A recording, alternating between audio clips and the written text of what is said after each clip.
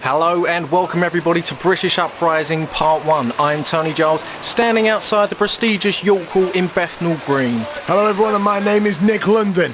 Now I'll tell you one thing, York Hall has seen many great fights, but nothing like these people are going to see tonight. It looks like the limousine that's just pulled up is carrying none other than the old school, the twisted genius Dean Ayers, Fleisch Barker and Monkey Boy Mark Sloan. Hey, you can't call him Monkey Boy Mark Sloan. He can out-wrestle any of you, he can out-wrestle any of your family, and he can out-wrestle any of your friends. That may well be true, Nick, but he still looks like a monkey. As the old school make their way through the crowd outside York Hall, it looks as though they may be being accosted by a couple of fans. Well, I'll tell you one thing, when they do fight their way through this crowd of idiocy, they're going to get to the ring and they're going to do what they need to do, and that's get the FWA Heavyweight Championship back around the waist of Fleisch Barker. First off, Nick, let's concentrate on getting them in the building, as security doing their rigorous checks, making sure no riff-raff comes into the building. Your new champion right here tonight, FWA British Champion, mark my words.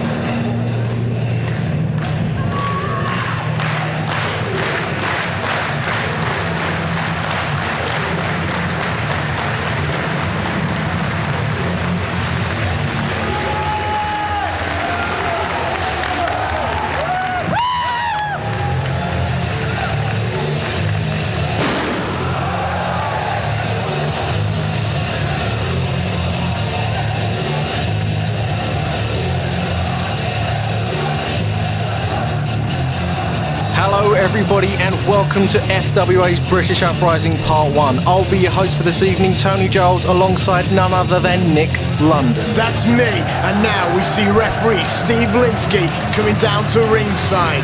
And if Steve Linsky's coming down, that can mean that only one person is about to follow. The lovely Jane Charles, the FWA ring announcer, about to kick things off for FWA British Uprising. In Part 1, you're going to see Lynn versus the Anarchist Doug Williams in the main event. However, today, we're going to kick off with a three-way dance. It's going to be Xavier, Ghosh, and James Tighe fighting for an All-England Championship title shot.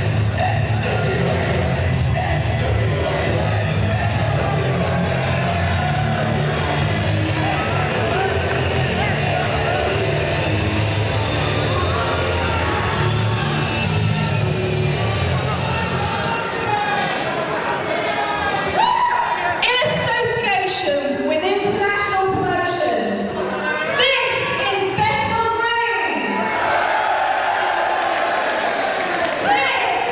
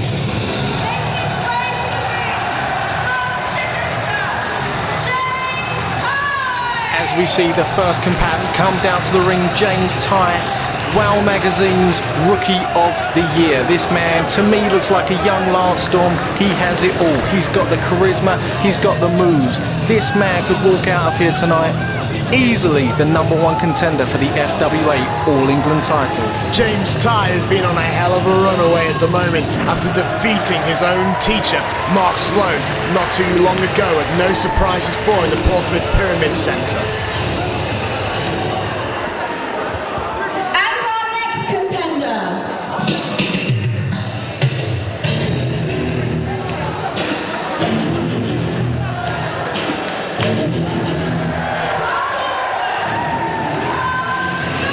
Coming down to the ring now, one of the opponents, Ghosh, one of the youngest members of the FWA roster. He may be young, but he's got the talent to prove that he belongs in that ring. Again, someone else that could easily walk out of here tonight, the #1 contender for the All England title.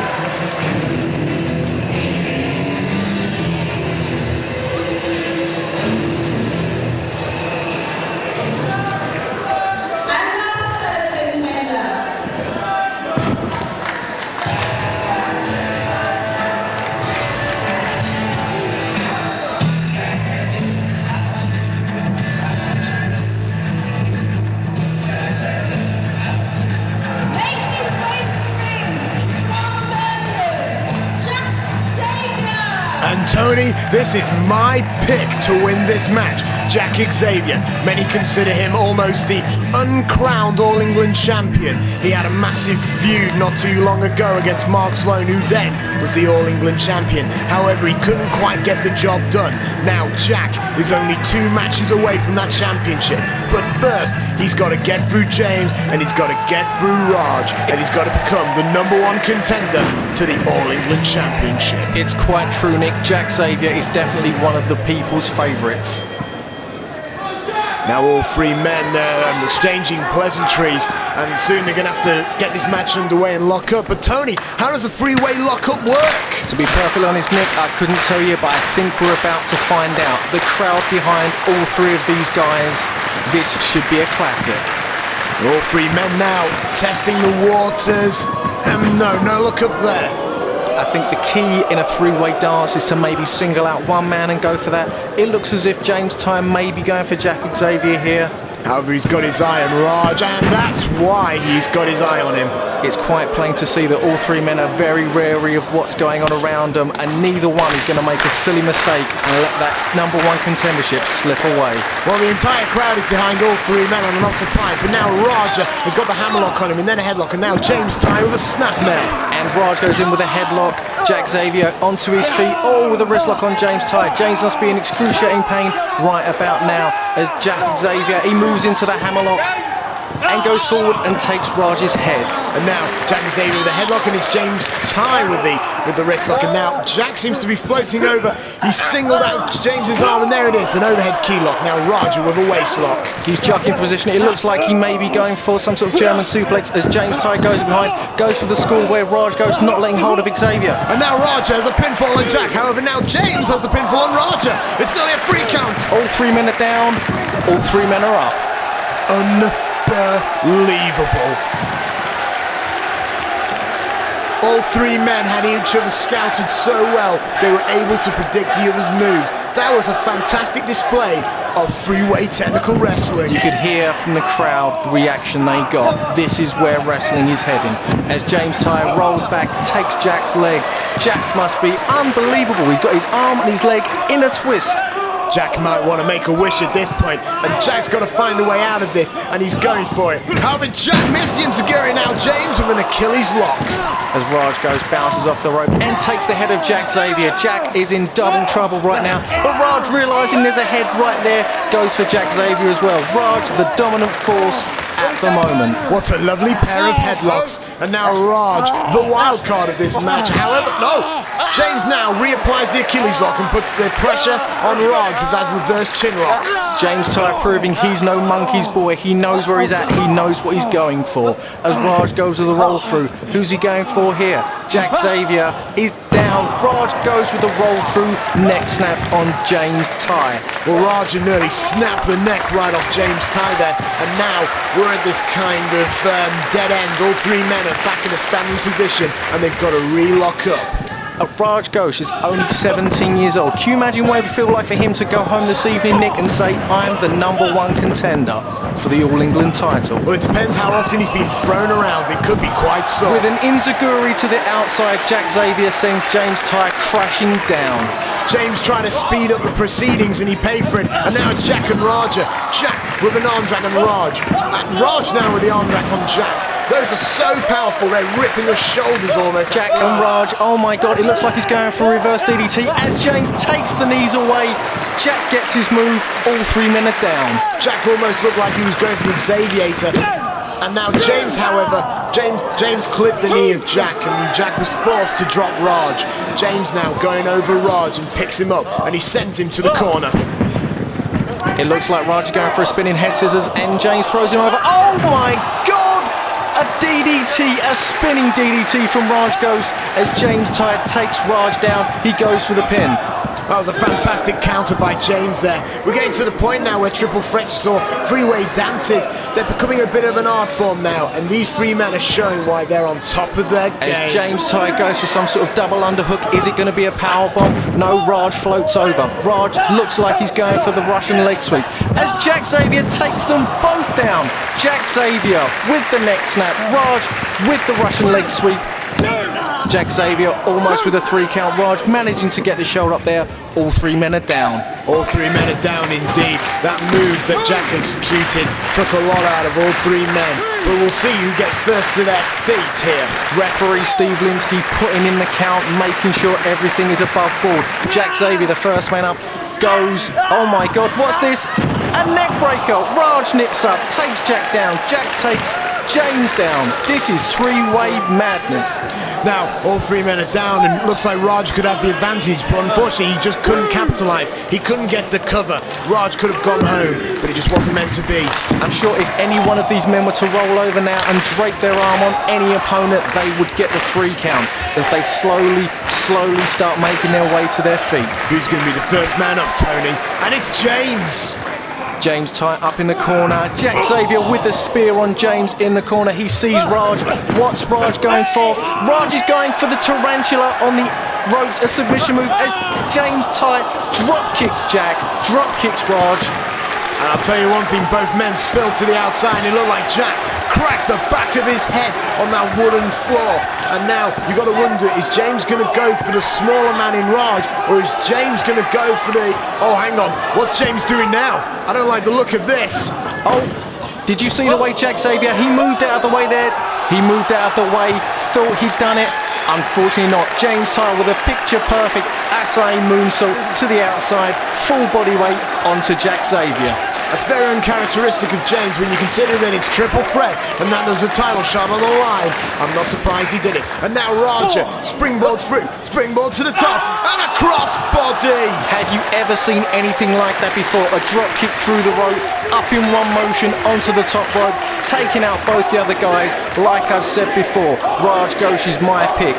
Raj Ghosh, #1 contender. Well, I'm afraid I'm going to have to stick with my pick of Jack Xavier. However, James and Raj are both looking mighty strong, and it's going to be mighty close. To be honest, Nick, I wouldn't mind if any one of these 3 guys won the match tonight. They're all fantastic combatants as Raj goes for the pin on James. Jack's showing himself to be hurt here. Seems to be hurting all over, and this is giving Raja a window, an opportunity to go one-on-one with James. This takes out that third element, and Raja might capitalise and get the win. With a shocking forearm to James Tighe there as he backs him into the corner. A couple of blows to the gut. Jack Xavier's back in the ring. Jack now sending Raj to the corner, but Raj flips over, and James has caught him. He's going for the German suplex. However, they back body drop Jack Xavier. James just can't get the suplex, and Raja roll through. He's got the pin. 1, 2. Jack Xavier rolls it over again. Oh, yeah, there's no way to call that, but by saying basically it was a kick to the backside. I'll tell you one thing, Jack accidentally put the pin on the other man, but he kicked him in the keister. What's Jack got? Rolling release, X-Plex! Have Have you ever seen the X-Plex anywhere else? FWA action.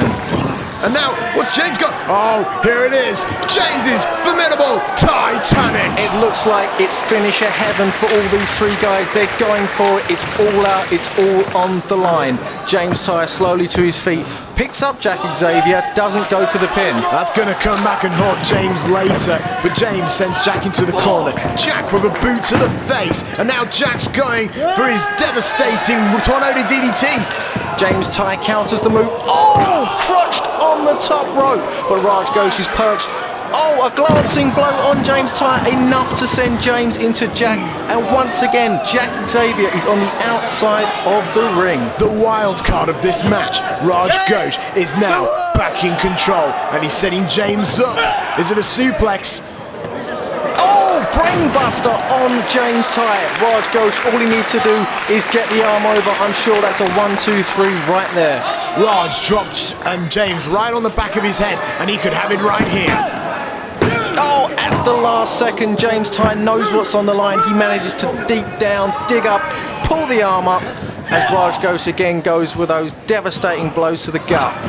Roger again now, sending James to the ropes. Oh, and now James has flipped in! Did you see that? He could be a gymnast as he takes him into the ropes. Raj holds on to the ropes.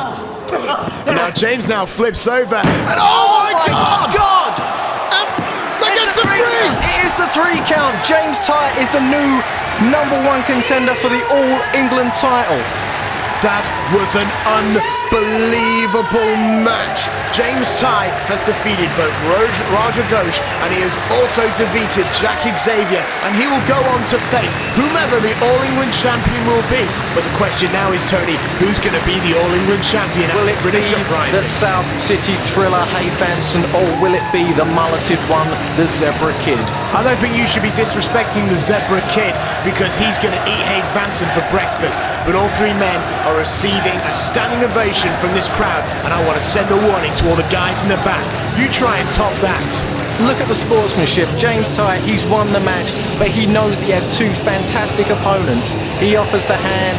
All 3 men, hands are raised.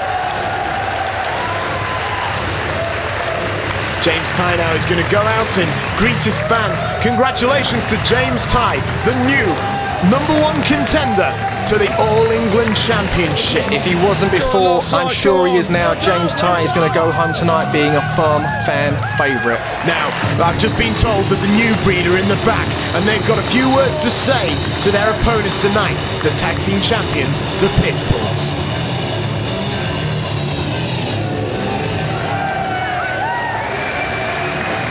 Tell you what, Pitbulls, you see tonight, we've been training hard. We haven't been eating the pies like you have. We've been going down the gym every single day, getting ready for this match. And do you know what? I'll tell you why. It's not because we are that good, but we are. It's because we are the new breed. We are the future. But we've been lacking that gold around our waist. But instead, we don't want your burgers. We don't want your fitness Jenny Craig plan. All we want back is our belts. And tonight is our chance. We've been fighting our way up the ranks. Tonight, we get those belts back. Simple, Pitbulls. You're going out tonight with us, you're coming out minus the belts. I'm Nick London, and when I'm entertaining, I like to listen to the high-octane beats that are only supplied by FWA The Music, Volume 1, featuring such people as Jody, Fleisch, Doug Williams, and the show stealer Alex Shane. Go to www.frontierwrestling.com.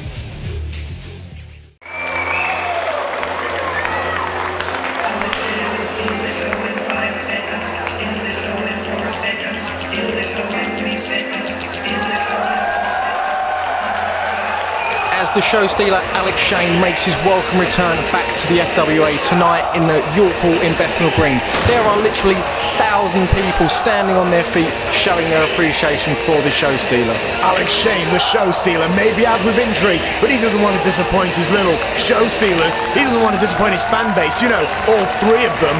I think you're being a bit unfair, Nick. It doesn't look like there's 3 people showing their appreciation to me. Trust me, they're 3 people with guns to their backs. All these people don't love Alex Shane. They're just worshipping him in some bizarre ritual. Alex Shane returning from injury, taken out by the old school assassin Cole Kramer. It looks as though Alex is back and he's got something on his mind.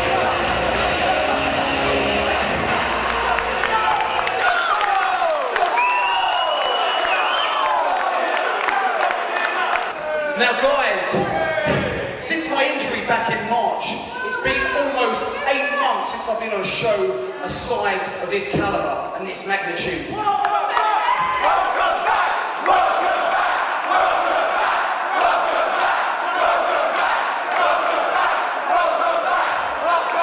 That show was Revival 1 at the Crystal Palace Indoor Arena back in February. You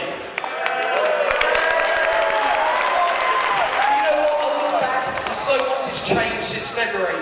But you know, there are still a few things that remain the same. First of all, and I think you'll agree, the FWA still rocks! I've got to agree with the show studio there 100%. FWA do rule. They pay for my favourite habits. And one more thing. Now, guys, back when I got injured a long time ago, there was one more thing that still remained the same, and it was a bad thing.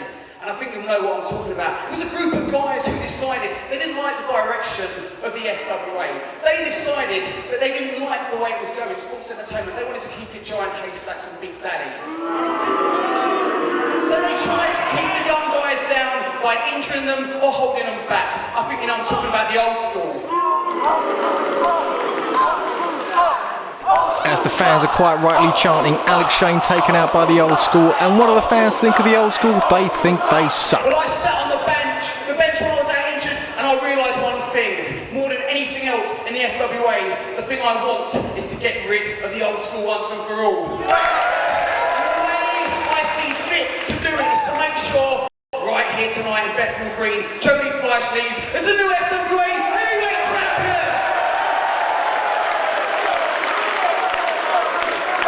So the show stealer is going to make sure that happens, and Ashe, Mark Sloan and Fleisch Barker. There's two things you can do about it, that's nothing! It looks as though the old school aren't happy with what Alex Shane was saying. It looks as though the old school may have something to say themselves regarding the show stealer. Well, Alex Shane, he comes out here and he's spurring all this garbage out of every orifice that he has. And I'll tell you one thing, it's up to Dean Ayers and Fleisch Barker to come down to ringside and set the record straight. It wasn't the old school's fault that Alex Shane got injured. It was Alex Shane's fault that he got in the way of the old school.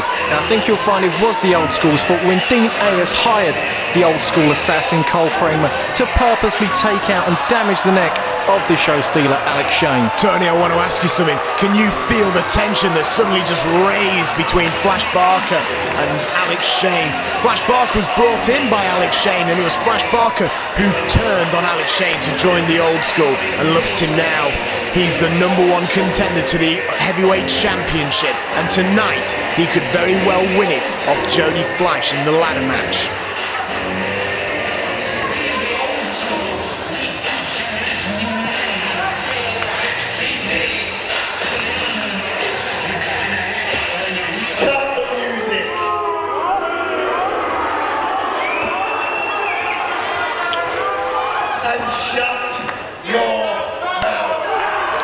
As always, Dean Ayers has a few kind words for the FWA fans.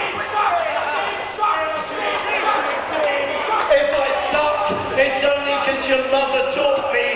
Shut your mouth. I'm on the microphone, not you.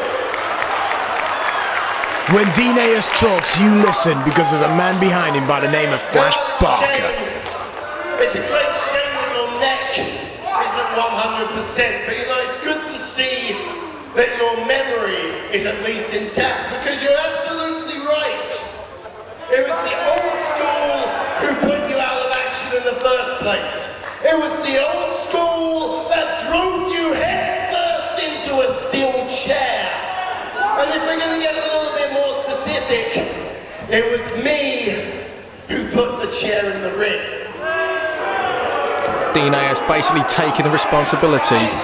This is what you're messing with, Alex Shane. We're the old school. You don't mess with the old school. That's a bold statement from the twisted genius Dean Ayers there. It appears Alex Shane has something to say.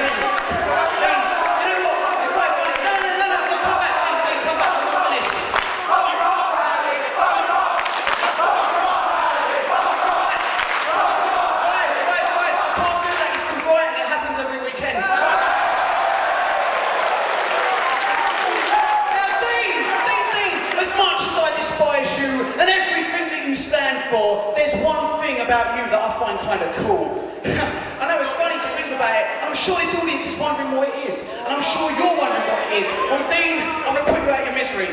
It's not the way your mum cuts your hair. It's not your CNA wardrobe. It's not your obvious love and dedication to your full-time job of junk food testing. And it's not even your advertising sponsorship deal with Shoe Express. Dean, the thing that I think is cool about you, and you're going to have to agree, is the old school music. It's kind of funky, isn't it?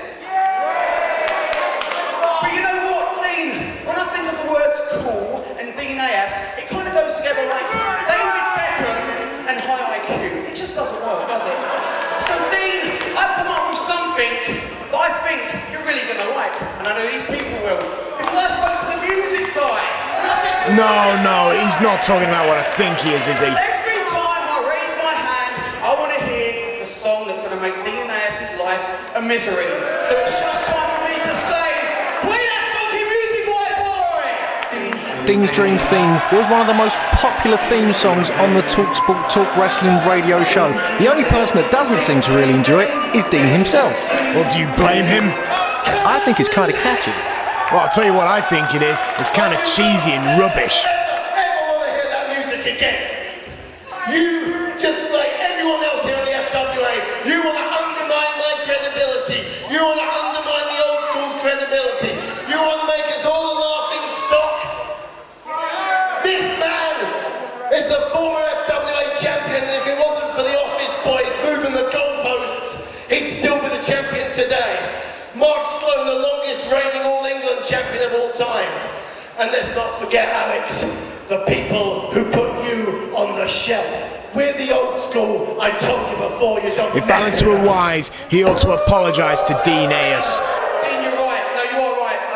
I do owe you an apology because, you know what, I do feel kind of bad. And guys, I'm not going to play that song anymore because, Dean, I want to give you a heartfelt apology from the guys in the back, from the guys sitting over there. I'm impressed. He's not as stupid as he looks. And no, come on, stop playing this music, Mr. Soundsman. This is ridiculous. Don't you see the Flash Barker's going to rip your chicken-like head off?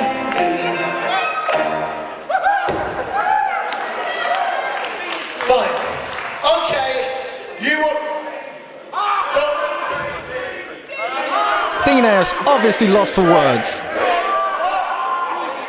Shut up. You want to embarrass us? Fine. You want to make us a laughing stock? That's fine. Actions speak louder than words. Tonight, this man has a match, a ladder match, to get the belt he never lost back.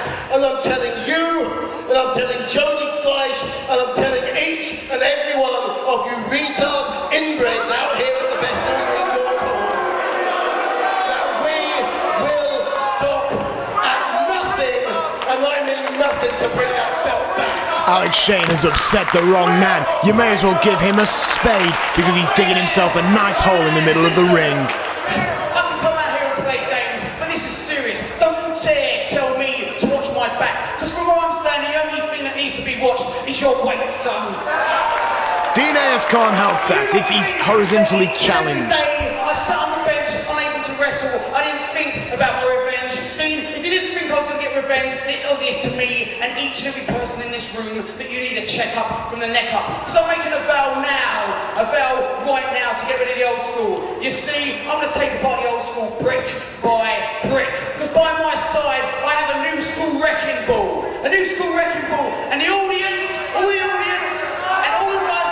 It's Mark Sloan! It's Mark Sloan! He's got a chair! Alex Shane, you're gonna pay! Oh my god, a devastating chair shot there from the specialist Monkey Boy Mark Sloan to the head of the show stealer Alex Shane. Two things, don't call him Monkey.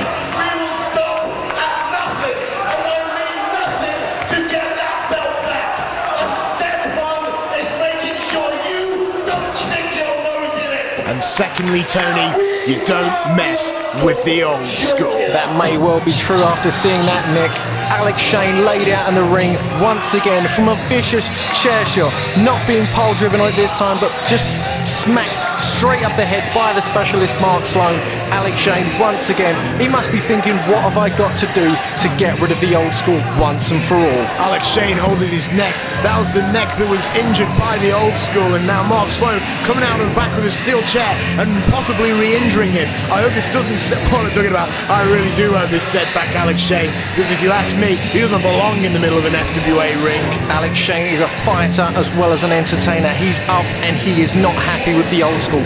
As he races out the ring, up the rampway, it looks like revenge is on his mind. Okay, brothers, what we have here is a brand new Drew Mcdonald. A whole new Highlander from hell. A loose cannon. No more Dineas walking me to the ring like some pet dog. No more Vixen leading me to the ring, trying to steal my glory. I am the man, and if you want to be the man, you've got to beat the man. And Brookside, you've been sticking your nose in my business everywhere I go. TWA shows, FWA shows, I don't care where they are. You are always in my face. Well, tonight, Brookside, I am going to rip your heart out and eat it while your stinking body is still squirming in the ring.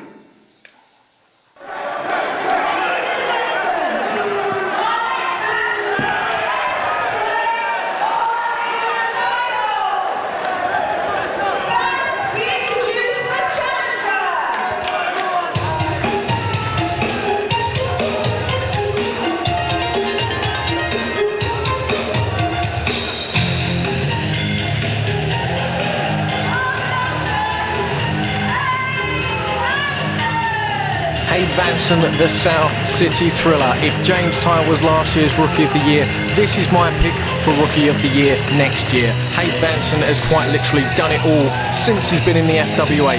No titles as yet, but I'm sure tonight could see him as the new All England champion. The South City Thriller, Hade Vansen, will challenge the Zebra Kid for the All England Championship. And I'm sure this is a wonderful opportunity for the young man.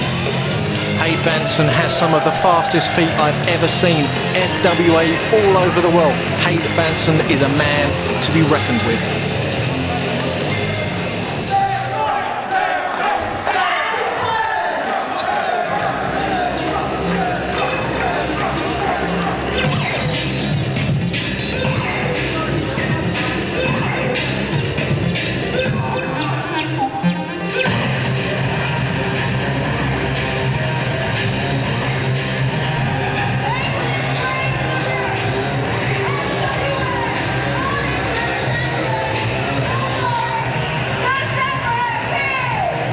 Ladies and gentlemen, the Zebra Kid.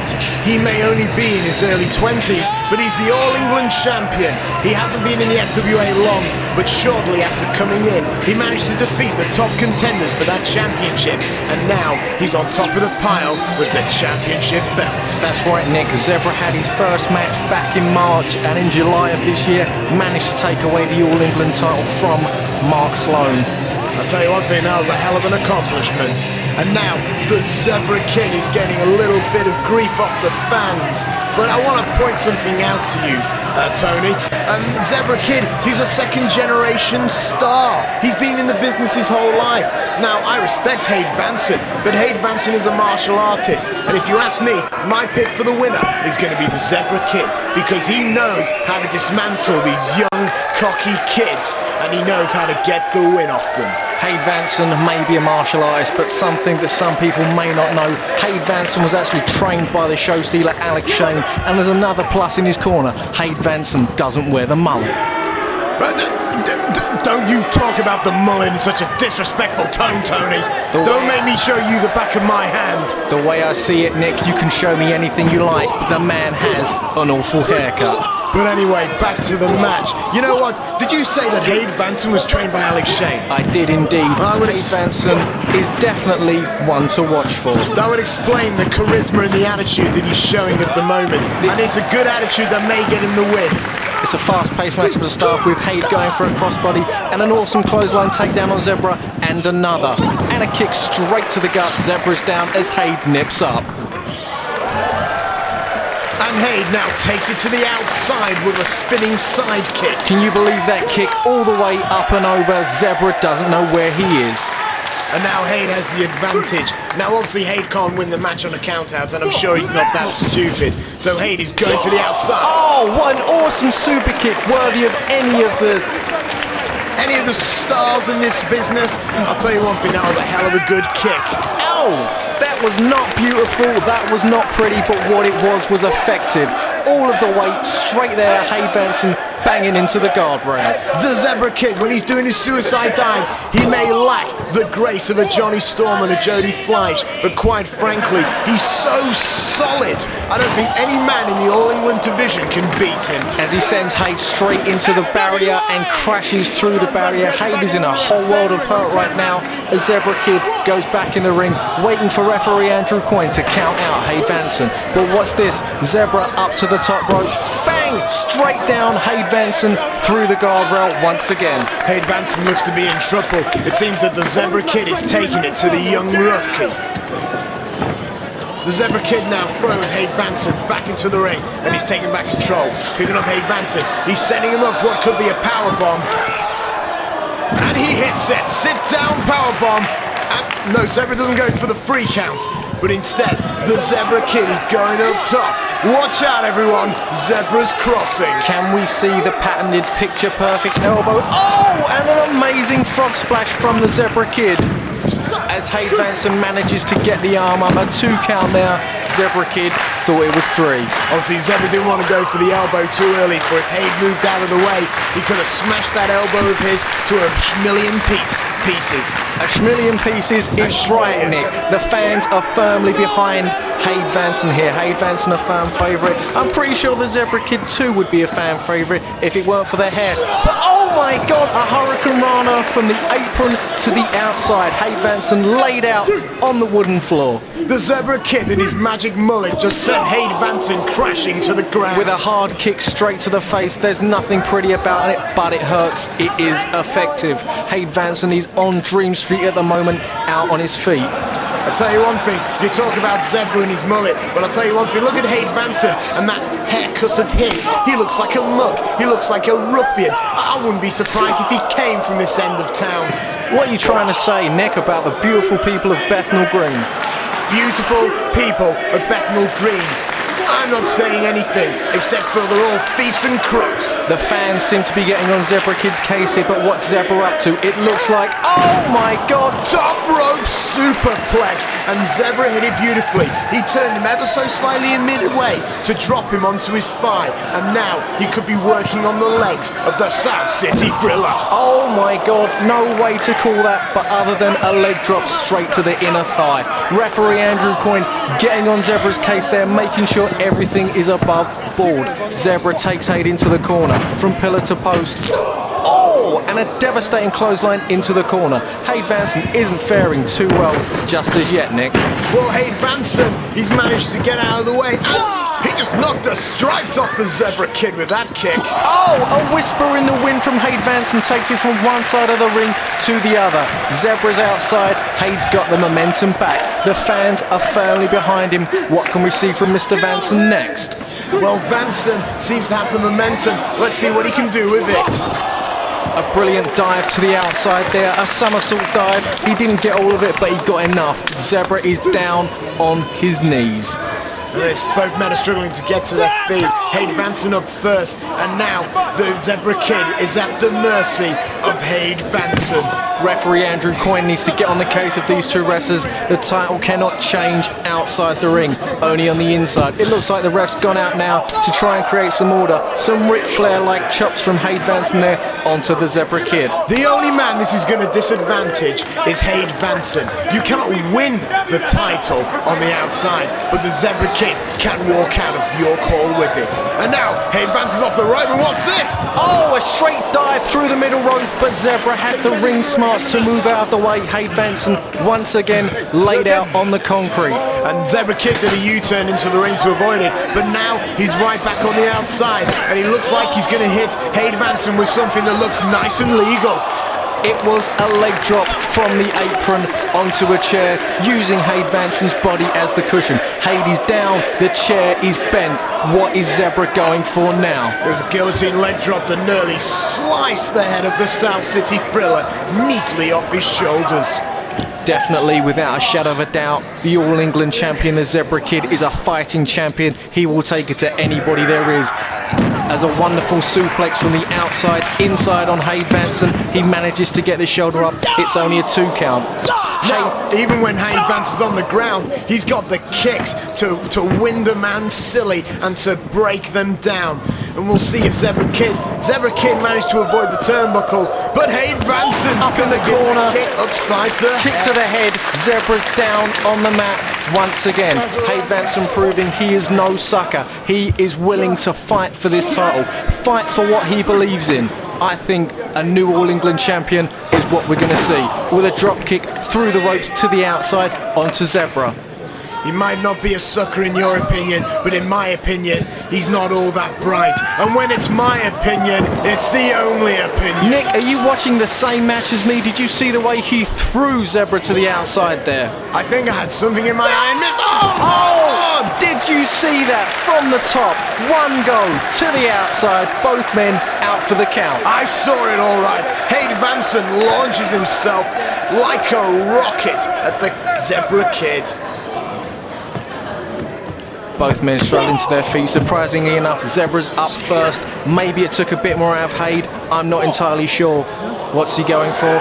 Surely he just powerbombed him onto the mats outside. Hade Vansen cannot be in good shape right now, and now the Zebra Kid with a senton off the apron.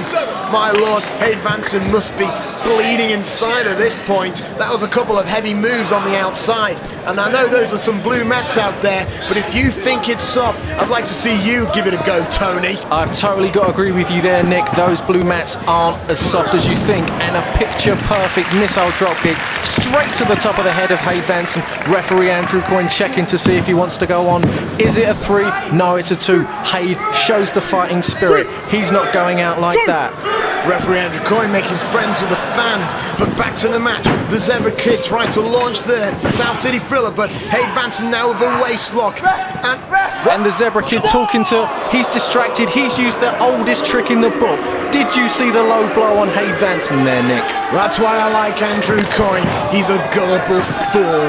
But at the same time, I think the Zebra Kid was trying to point out to some East London ruffian that was in the crowd. You know what this London lot are like, Tony. What are you trying to say, Nick? That was a fantastic implant DDT there. Hade Vansen cannot take any more blows to the head. Surely he'll be out for the count pretty soon, as the Zebra Kid looks like he's maybe going for a lion tamer. It's a Boston Crab. This is one of the most punishing moves in wrestling today. It's putting all the pressure on the lower back, and the Zebra Kid has launched. Oh, and Zebra let the move go earlier. I don't know how wise that was from the veteran. Zebra's obviously got an idea in his head what he wants to do. I think it's maybe to inflict some more punishment on the ribs, on the back. He's wearing Hade down. I'll tell you what it is. He's on the biggest stage of the UK at the moment, and he wants to hit that elbow drop of his and to make an exclamation point on the man who is challenging him for his title that he's so proud of. There was some extreme forearms there from Hade Vansen as he throws Zebra into the corner. A knee to the gut as Hade is setting up Zebra now for something special. He seems to be setting up for that pretended running knee drop. Wham bam, Hade Vansen. There you go, straight to the face, no two ways about it. That's gotta hurt.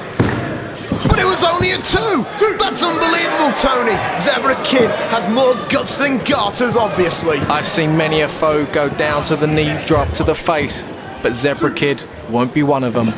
Hade Vansen now with a jumping hurricanrana on the top. And now, can Hade Vansen hit a move hard enough to allow him to walk out? Oh, England champion! But no, he missed the diving headbutt, a patented move of Hade Vansen. It's usually all over after that. Zebra had the smarts to move out of the way, up to the top rope himself. What do we see here? The perfect elbow. And that did the job.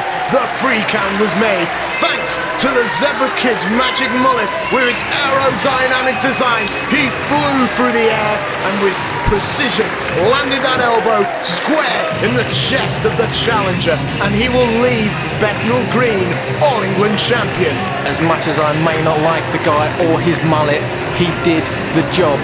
Top rope, picture perfect elbow, laid Hade Vansen out, flat, 1, 2, 3, All England champion, still the Zebra Kid.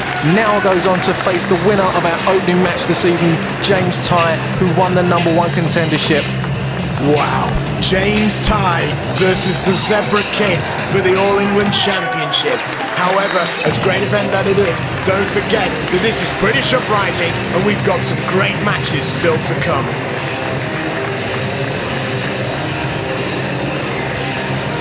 As Hade Vansen slowly but surely gets out of the ring now.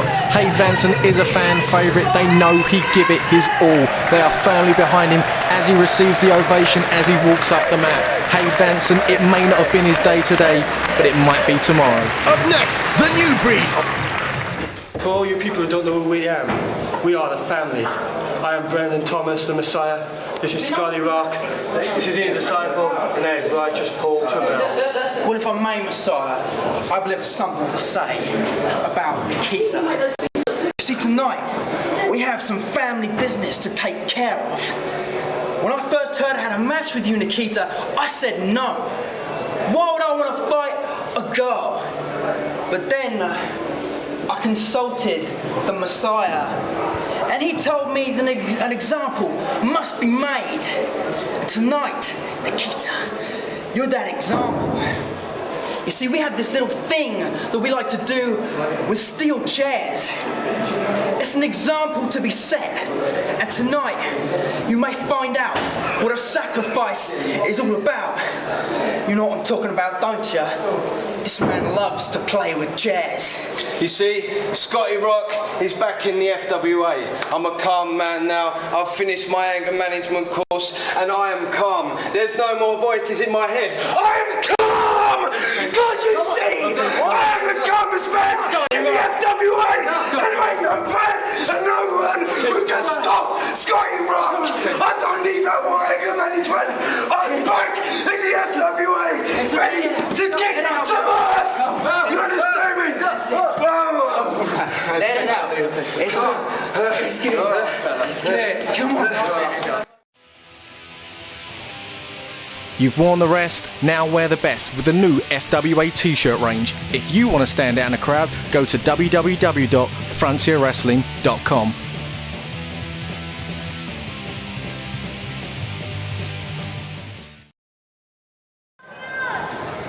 Ladies and gentlemen, our next match is an FWA Tag Team title match against the holders, the Pitbulls. Making their way to the ring first, the challengers.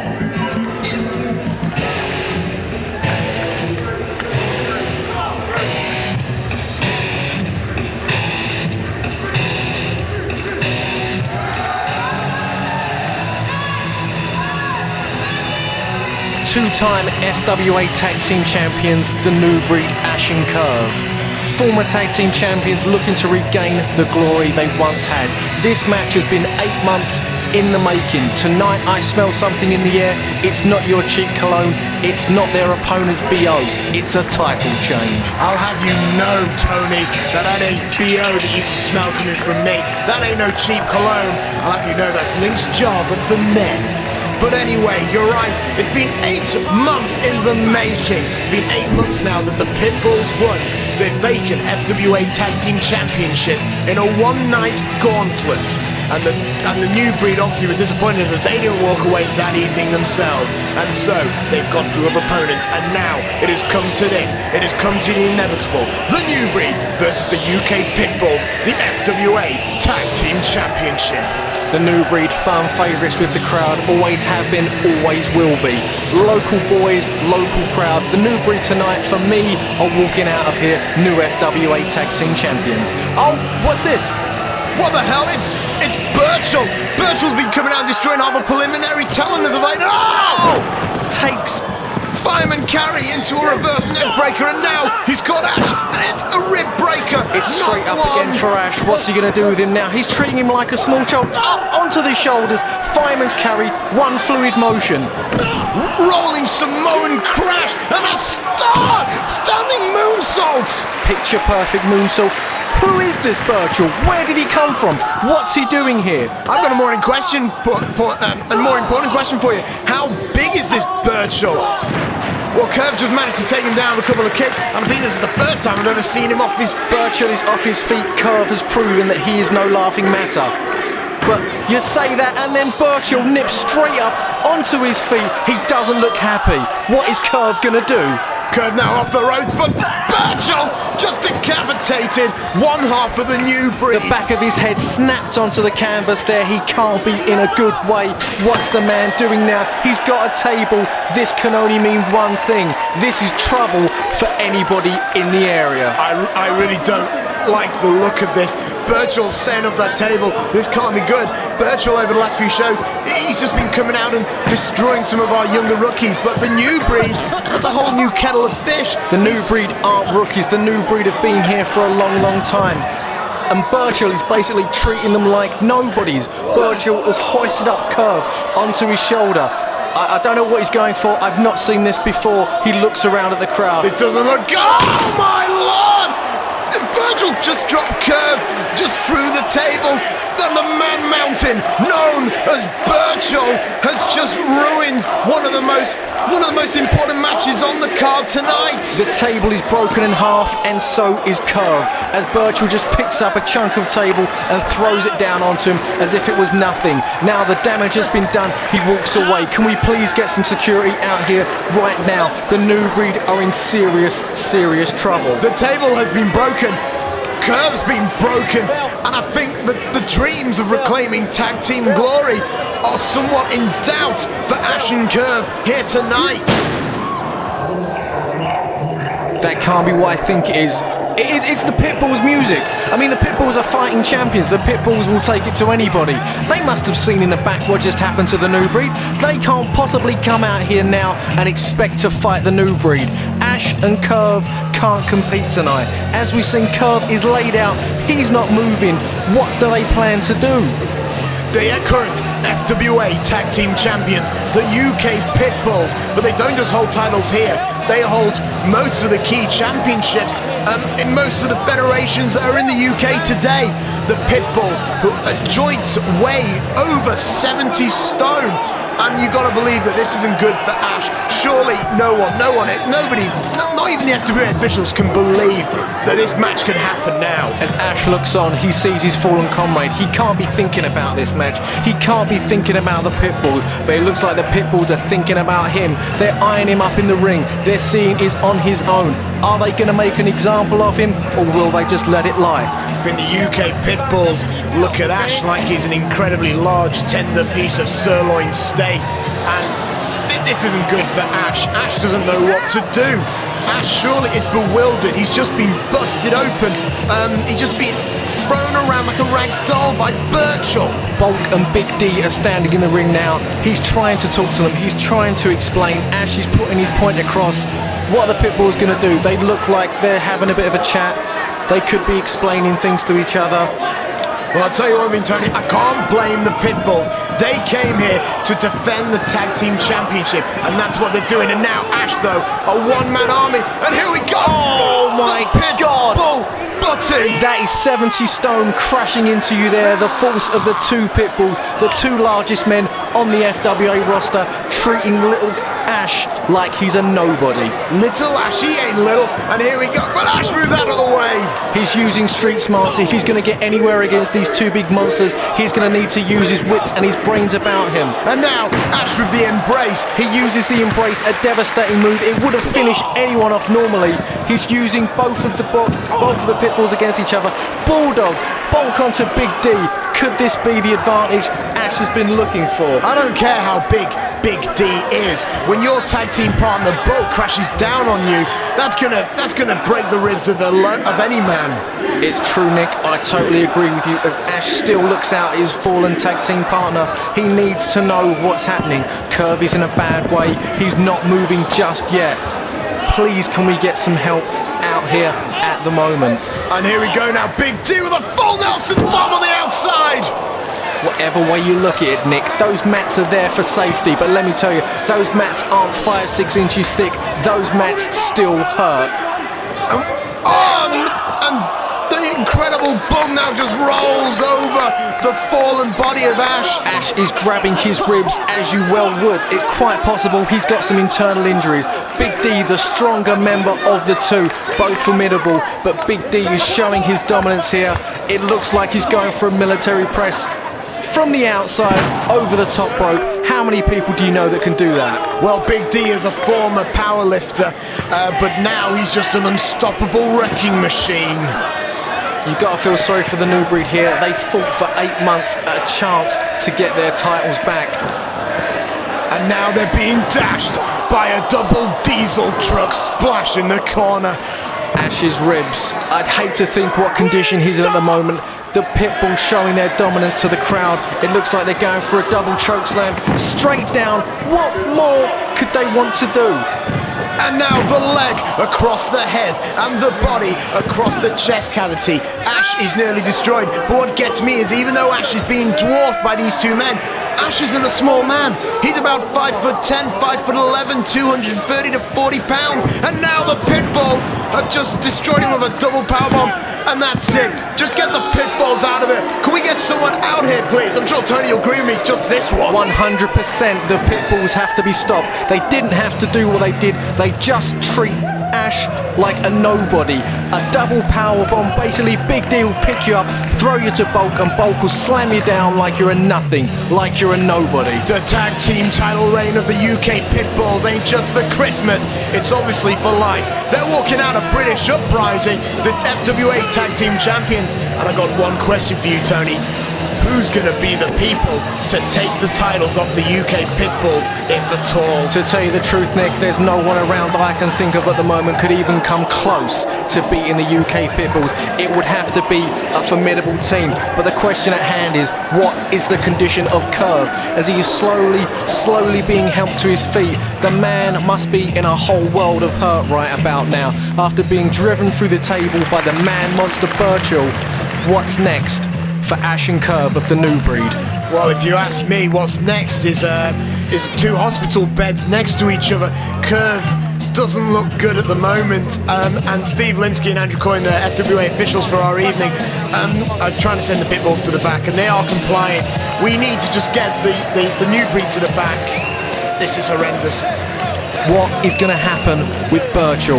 No one knows where he came from, no one knows where he's gone. It's about time the FWA officials tracked this guy down and told him what's what in the FWA. We can't have people running around, destroying teams, upsetting matches. I'm sure Ashe and Curve will have something to say to Burchill when they're both at 100%.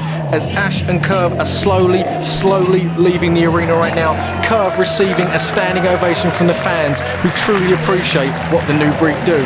Now, Tony, it's time to put your finger on the sensor, because up next we've got an interview with the German Ulf Herman in regards to his hardcore challenge with Balls Mahoney. Hey, yeah, tonight we're coming back. It's ECW time. All this WWE, TNA. I don't give a shit. Tonight, it's a real wrestling. It's real hardcore. It's real blood. It's real professional wrestling. And not this crap you've seen on television. It's us. It's Balls Mahoney against Herman the German. And you know, nobody's perfect. But I am pretty close. Remember that when you've seen this on your screen.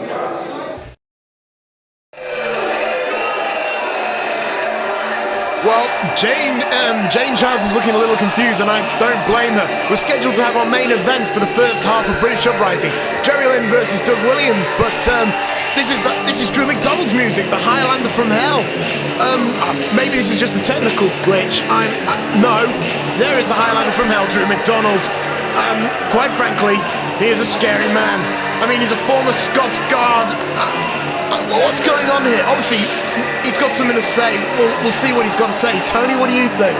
Well, there's only one way to describe Drew McDonald, and it is frightening. The man had a change of image. He no longer comes out with Vixen. He's no longer a part of the old school. But one thing definitely is for sure, Drew McDonald is no laughing matter. He's a man to be taken seriously. And as you said, Nick, it looks like he's got something on his mind. Well, Drew McDonald, I mean, he's a very well-travelled man. He's wrestled over in America. He's wrestled over in Canada. He's wrestled across Europe. He's a former tag team champion here in the FWA. He's tagged up with such legends as Big Daddy. And this man, he's a former Scots Guard. So to say that he's a bit hard is an understatement.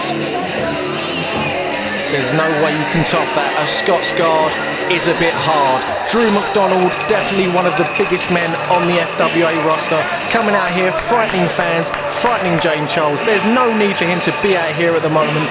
He doesn't really want to wait by the looks of things. It looks like he's ready for action. He wants to get in there. He wants to prove to everybody that without the old school, he's just as dominant and just as evil. No Dean Ayers, no Vixen. He's a man on his own, and he's a man on a mission. And I think the first man he wants to road his way over is going to be the Wildcat, Robbie Brookside.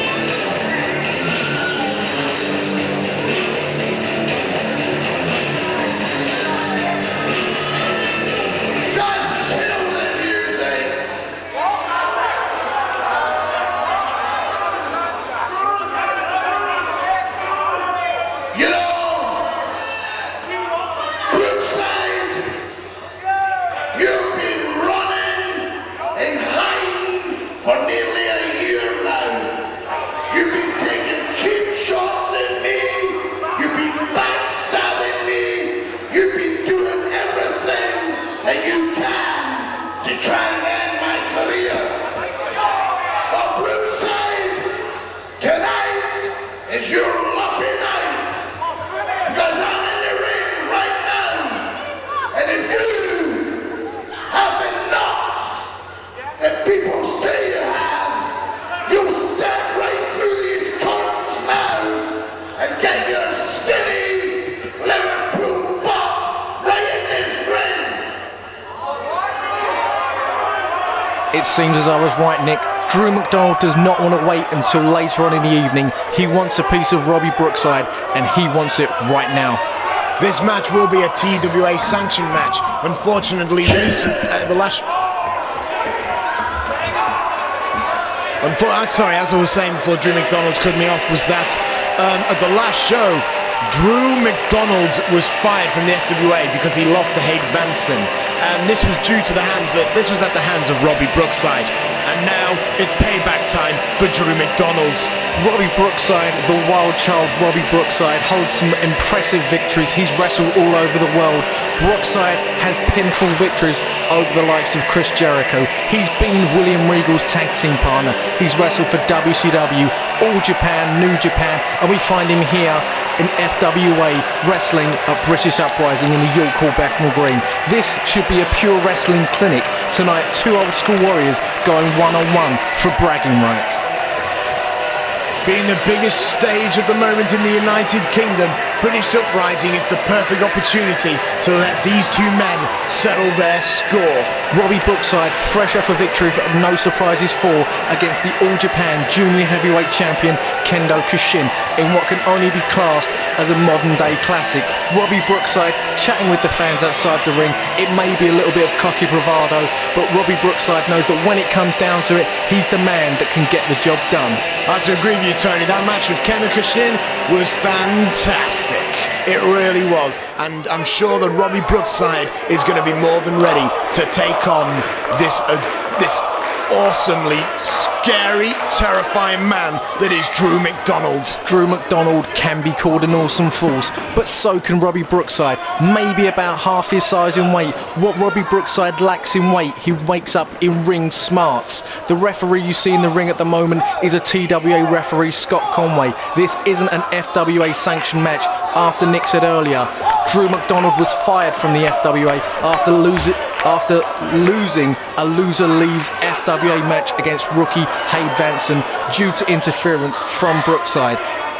If Drew McDonald wants his revenge against Robbie Brookside, he's not going to get many opportunities, so he better make the best of it. And I've got to say that Drew McDonald, he is such a terrifying man. I know I keep saying that, and I'm sorry, Tony, but I think he's going to have the win on this one.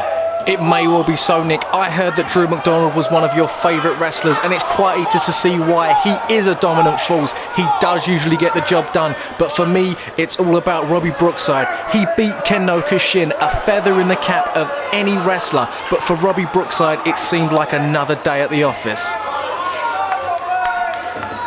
Drew McDonald and Robbie Brookside now trying to lock up, but Drew McDonald is just going for those punches that made him so unstoppable in his early days. Drew McDonald smacks Robbie Brookside to the ground. Drew McDonald truly is an old school force. I don't say old school in a disrespectful way. I say old school when wrestling used to mean wrestling. Robbie Brookside now in a whole world of hurt as Drew McDonald gets in the nerve hold. Scott Conway referee asking Brookside if he's ready to give it up. A bit early in the match for Brookside to want to give it up. Brookside's a fighter. He will fight to the very end.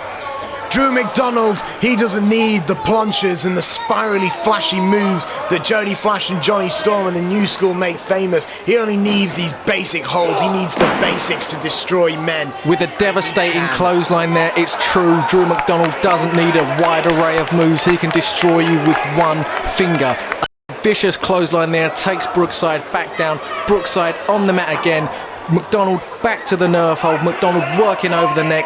Maybe we see the Celtic Crusher a little bit later on. Who knows? This match truly can go one way or the other. I would say we'd have to look out for Drew McDonald's Widowmaker Tombstone Pile Driver. However, the Pile Driver has been banned in the FWA as of late, but I think you'll agree, Drew McDonald isn't one to listen to the rules. Now, speaking of the Pile Driver ban, later tonight, Jerry Lynn versus Doug Williams. The Pile Driver ban has been lifted. Jerry Lynn will be allowed to use the Cradle Pile Driver. He will be able to use it, Nick, but will he use it? Will Doug Williams allow himself to be in a position for Jerry Lynn to use that devastating move? For me, I don't think so. I'll tell you one thing, the most interesting thing about it all is that it was his opponent, Doug Williams, that requested for the ban to be lifted. Doug Williams didn't want any excuses. He wanted Jerry Lynn at 100% and he wanted all his finishers. Did you see that kick? That kick there? Robbie Brookside could play for the England World Cup squad with a kick like that. 1, 2, a kick out from McDonald, but you know he's in a whole world of hurt right about now. Robbie Brookside's managed to get back in control and he's stamping away on the man known as the Highlander from Hell. Robbie Brookside will do anything to beat this long-time foe. This match has been a long time in the making, ever since Revival, if I remember rightly. This time, Robbie Brookside, will he come out on top, or will it be the Highlander from Hell? Yes, I remember back at Revival, it was Drew McDonald going over Robbie Brookside to go into the semi-finals. It could be due to questionable refereeing, but that's another conversation for another day. Robbie Brookside thrown over the top to the outside there. Drew McDonald is no wasted movement. That can be said about Drew McDonald. But if Drew McDonald is no wasted movement, then Robbie Brookside will be no wasted opportunity. Anytime Drew McDonald lets his guard down, we'll see Brookside back on the offense. But at the moment, McDonald is dominating this match. Brookside is down. The ref is telling McDonald to get back in the ring. But as usual, McDonald pays no attention to referees. He does what he likes when he likes. Blatantly grabbing hold of the hair there of Robbie Brookside, but as we say, this is a TWA sanctioned match, not an FWA match. They may have different rules from us.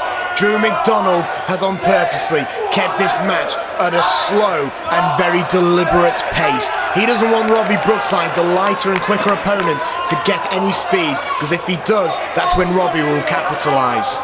the way you see, or the way I see this, Nick, and the way you have to see it, the longer this match goes on, it must favour Drew McDonald. Being the larger of the men, he's used to going longer than the usual lightweight bouts, if you call them that, go for. Brookside is in an unbelievable place right now. McDonald is just taking him from pillar to post, basically. McDonald is proving he's the man. Well, usually Robbie Brookside may burn himself out by moving around quickly, but it looks like Drew McDonald is going to make him burn just that little bit quicker. With a vicious whip to the back from his belt. Basically, Drew McDonald's whipped out his belt. He's using it as a weapon. What is the referee doing? It's refereeing like this that we don't stand for in the FWA.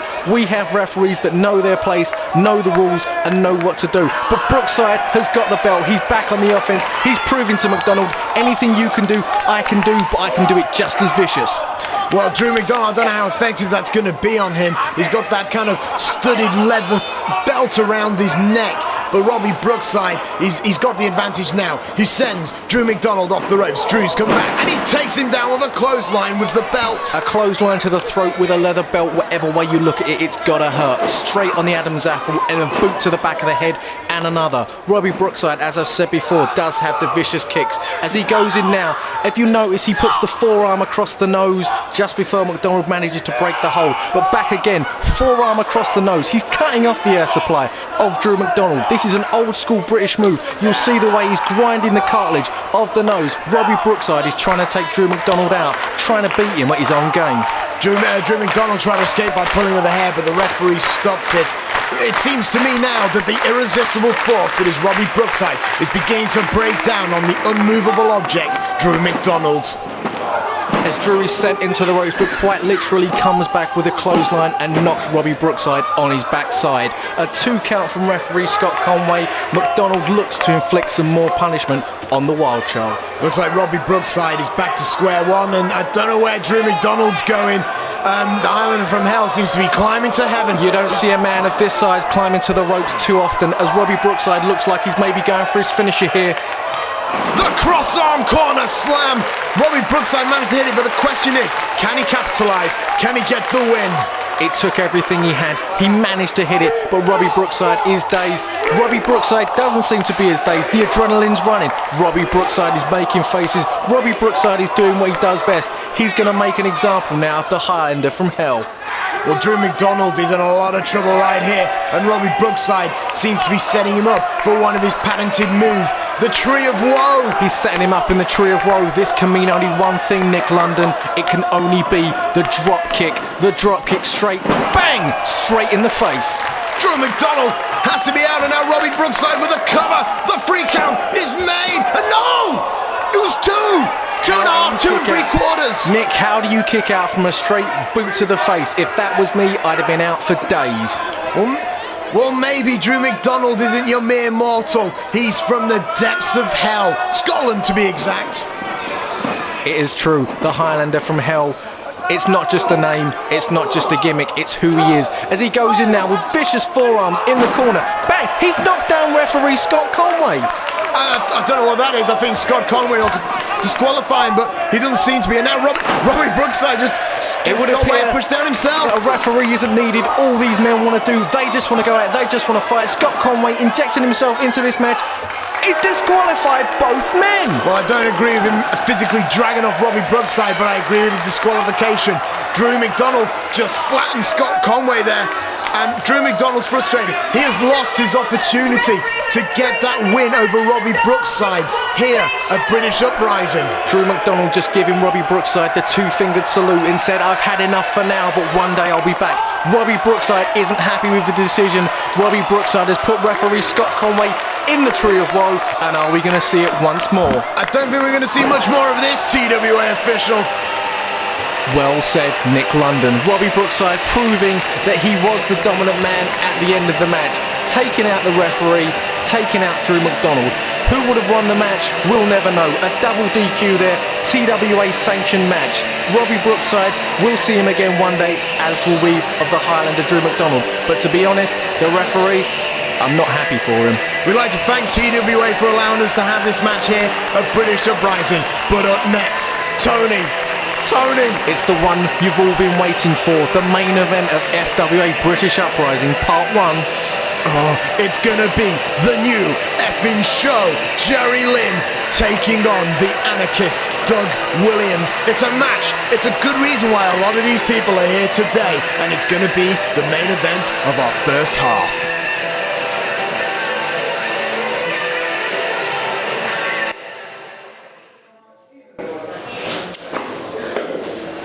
You know what, FWA? I didn't get much sleep last night, and there's a reason for this. This is the uprising of British wrestling. This is the big one. This is the show to end all the other shows. And Johnny Storm is a big part of the FWA. So it makes perfect sense to have the best from America. And I'm talking about TNA former champion AJ Styles, a great wrestler. And it makes sense to have the greatest of the British versus the greatest of American to find out once and for all who is the best. Now FWA is in my blood and it's in my heart, and I'm going to do my damnedest to show you, the British fans, why British wrestling is up there with wrestling around the world, because we are the FWA, we are the best and we are the baddest, because Johnny the Wonder Kid Storm is here, style in action.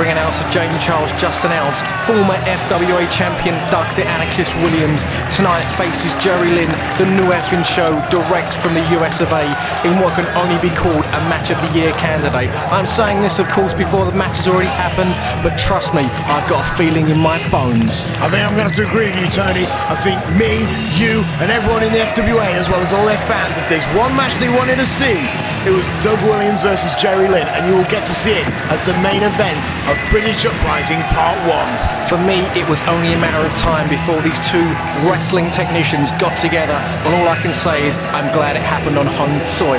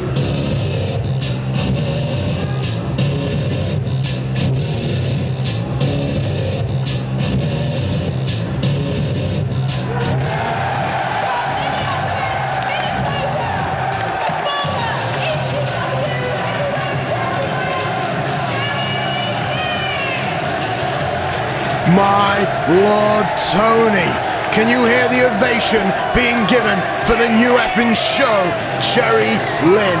The fans are pumped, and Tony, I don't mind telling you, I'm pumped for this one. I think it'd be a fool not to be pumped up for this one. This is going to be a wrestling clinic, wrestling at its best.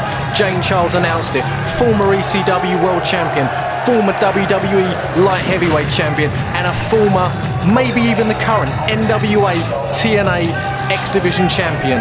If there's a prestigious title out there, Jerry's wrestled it, he's won it. And he's got the t-shirt to prove it. The fans are on their feet, they're in appreciation for Jerry Lynn and what he's done for the wrestling business, as they are for Doug Williams. They know what to expect, this is what they came to see. The bell has been sounded, the two men have shook hands, and here we go. Jerry and Doug lock up. Jerry now with the wrist lock, and he's taking it up. He's tightening, and now Doug with the reversal, a wrist lock of his own. Referee Andrew Coyne checking the action thick and fast as Jerry Lynn goes to the road through and takes Doug over with an arm drag. Nice floating over arm drag. A very good move there, and I think Jody's proved his dominance so far, but I'm sure Doug will want the last laugh. As the men lock up, Doug takes the arm, he goes through into the wrist lock. Jerry Lynn not happy about that. He's trying to get through and he gets his own wrist lock on the Anarchist. The Anarchist rolls through and he's going up and over and under and takes Jerry Lynn down, goes for the pin. Quick pin there, both men up on their feet. Nice judo throw there from Doug Williams. Doug Williams, a former judo champion himself before he became a professional wrestler. And he's using those techniques and he's brought them into the sport. I'm sure Jody wasn't expecting that.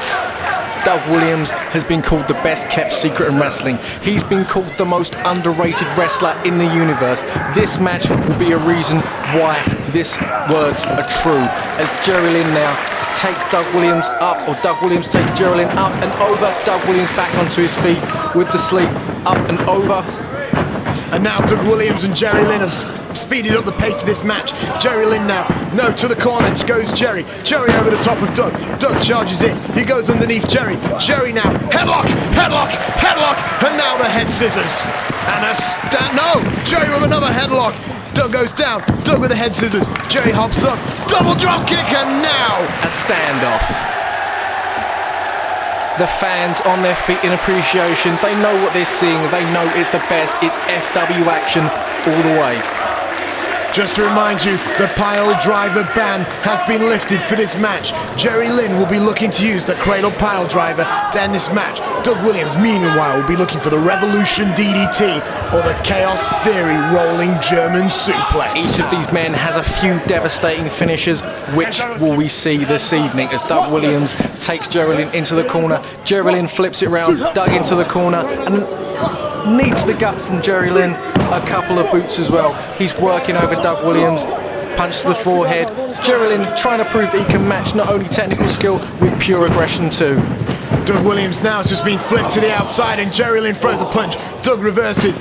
Doug going guillotine leg drop. Have you ever seen anything as beautiful as Jerry Lynn's guillotine leg drop? Doug was going to be smart. Doug was trying to go for the shoulder and the ribs. Jerry Lynn knew it was coming. Jerry Lynn capitalized. And Jerry Lynn now with a tope dive, taking down Doug Williams. Jerry Lynn with a tope on helo, basically a forward flip to the outside. It's effective, it works. You've got nearly 20 stone of man jumping straight for you. Doug Williams out for the count. Doug Williams now outside with Jerry Lynn, and I'll have to say I think the outside would suit Jerry Lynn more better, but no, he's brought Doug back in for the pinfall. With 3 count? No, just 2. This has been a fantastic match so far, and we've only scratched the surface of both these wrestlers' stunning array of moves. Jerry Lynn now backs Doug into a corner, fist to the forehead. Doug tries to shake the cobwebs off.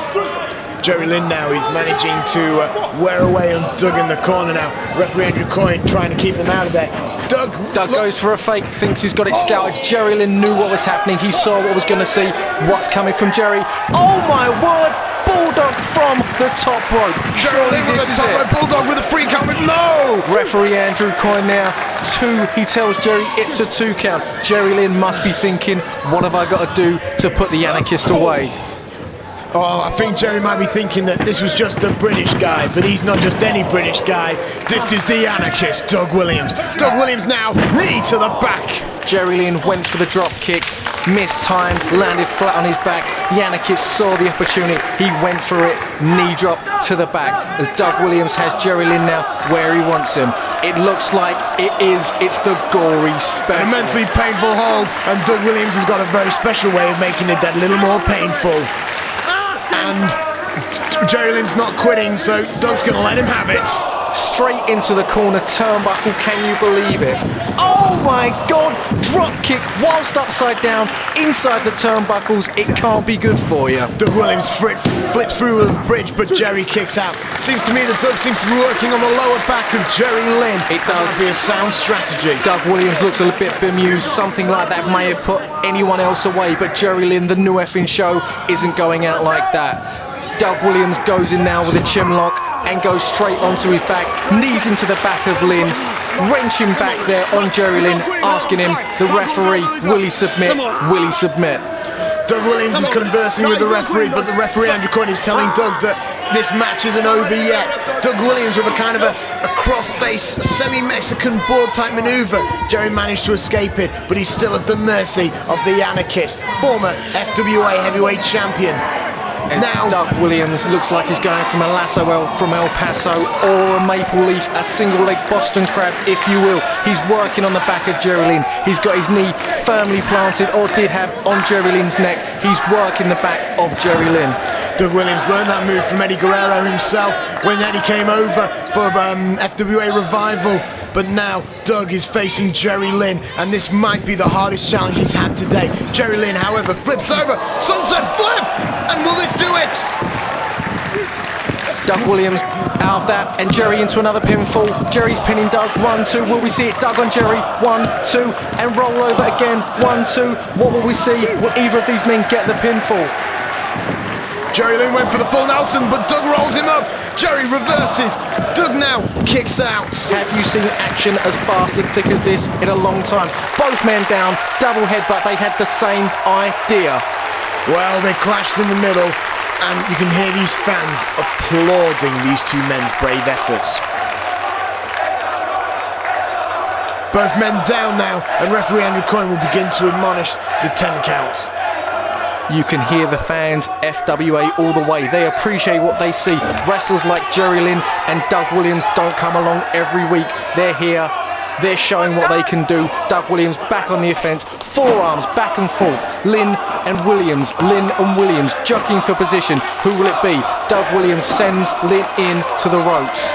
Doug Williams now with an elbow to the face of Jerry Lynn, and Jerry Lynn could potentially be out cold. If I know Doug Williams, he's setting up for one of his devastating moves, and here we go. Doug Williams, bomb, scare, knee, drop. Have you ever seen anything as beautiful as Doug Williams dropping a knee across opponent's chest? Usually that would take a man out. Jerry Lynn, he's not quite done yet. The crowd arguing with the referee, they knew it should have been a 3 count. Jerry Lynn got the arm up, he's proving. The referee was having disagreements with the fans, and I think they're going to show how passionate they are. And here we go, a powerbomb off the top rope. Jerry Lynn with a freak out. No! Jerry Lynn has put many an opponent away. He springboarded off the middle ropes into a sunset flip, taking Williams over. The force driving Williams over onto his front, something you don't see very often. Williams is a big man, but Jerry Lynn can still move him around like a cruiserweight. Jerry Lynn is incredibly agile for a man his size, as is Doug Williams. And Jerry Lynn is going to take Doug Williams for a flying lesson. Top rope superplex, Tony, you think? It could well be. It's looking that way. Oh my word! Both men on their backs, screaming in agony. Lynn gets the arm over. Referee Andrew Coyne down. Williams is up at 2. Williams is up at 2. Andrew Coyne was incredibly late with that 3 count, and that could have allowed Doug Williams to continue this match. Both men hit the canvas so hard, they both bounced back upwards again and landed one more time.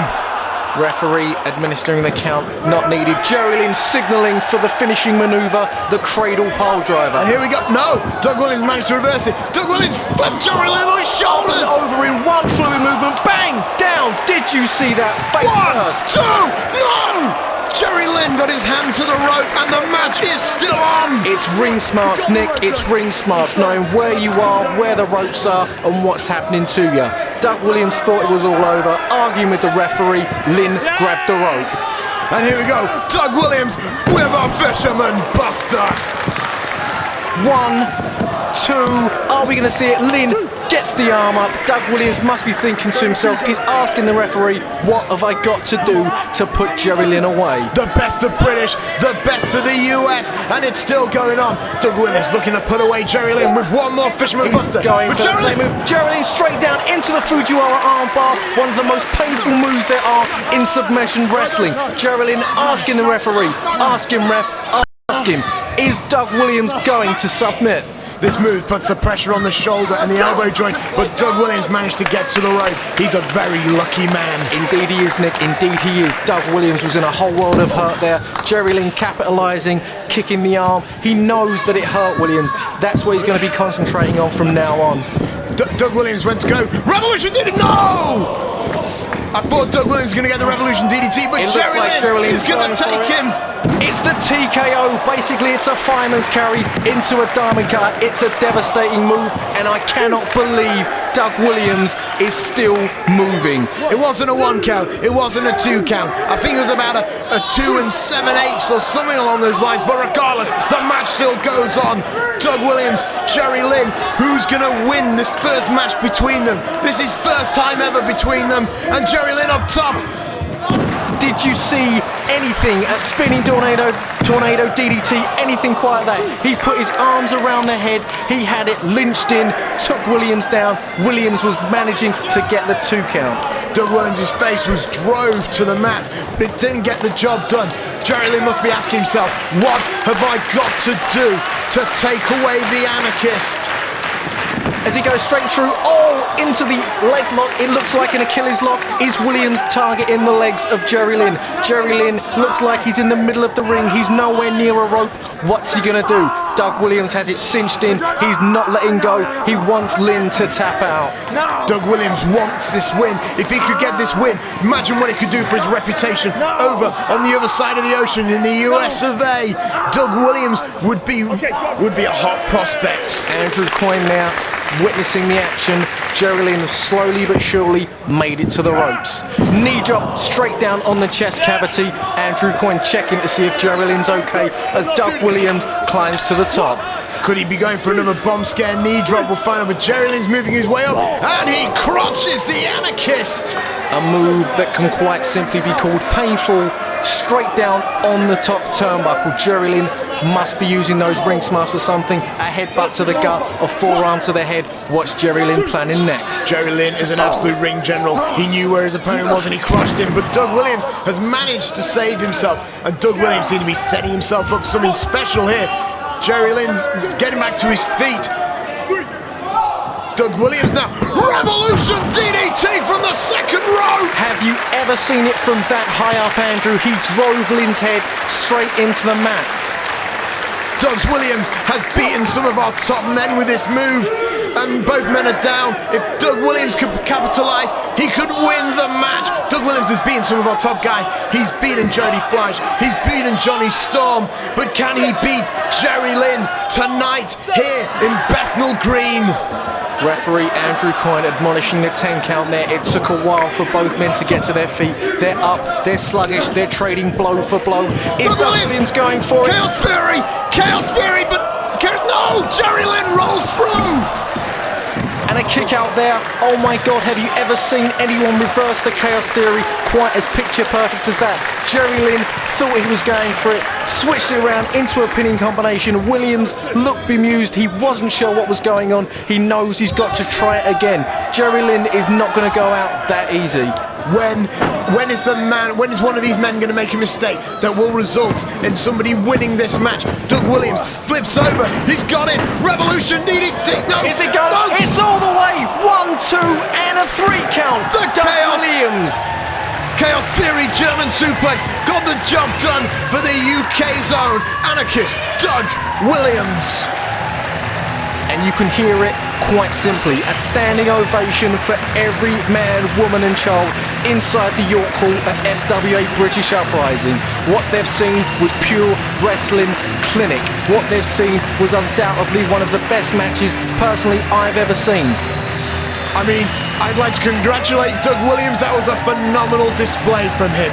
He deserves any accolades he gets. And what is this going to do for his reputation? Not just here in the United Kingdom, not just in Europe, but over in the US of A. Jerry Lynn, what a win. As the crowd now rising to their feet, the FWA chant going strong and sound as Jerry Lynn and Doug Williams raise each other's hands. It's not about rivalry, it's about wrestling. It's about putting on the best they possibly can. This was just the first half. I can't believe it, Nick. That was part 1. Make sure you get part 2.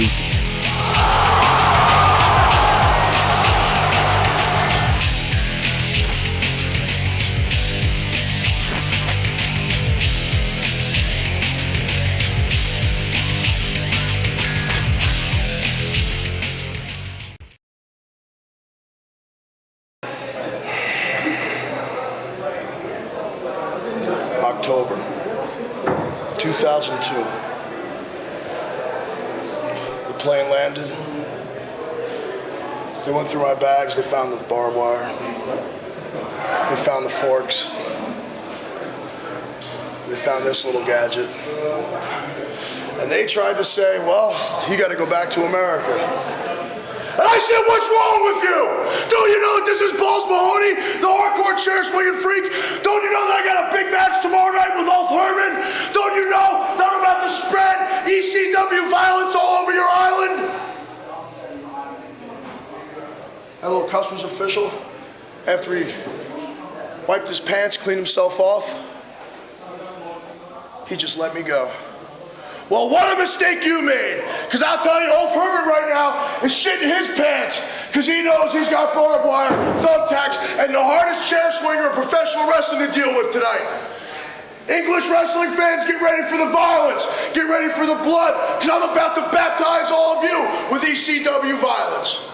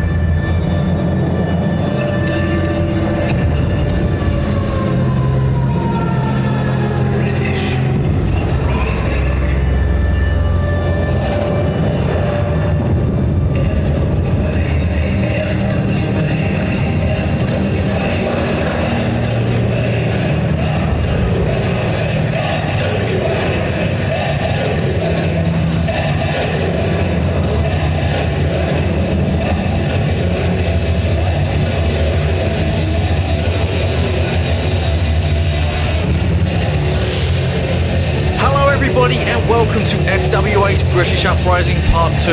I'm your host Tony Giles, alongside none other than Nick London. Ladies and gentlemen, welcome back to the York Hall here in Bethnal Green. My name is Nick London, and tonight the FWA is presenting to you British Uprising Part 2. Coming up tonight, Nick, we're going to see an international challenge match, the phenomenal AJ Styles versus the UK's own Wonder Kid Jonny Storm. Alongside that, we're going to see the hardcore chair swinging freak Balls Mahoney versus the near 7-foot German Ulf Herman in a hardcore match. And tonight, the main event for the vacant FWA Heavyweight Championship. It's going to be Fleisch versus Jody Fleisch in a ladder match. And coming down to ringside now is Jane Childs. And up next, it's going to be a family affair, Tony, because Nikita is going to go one-on-one with Paul Travell of the family.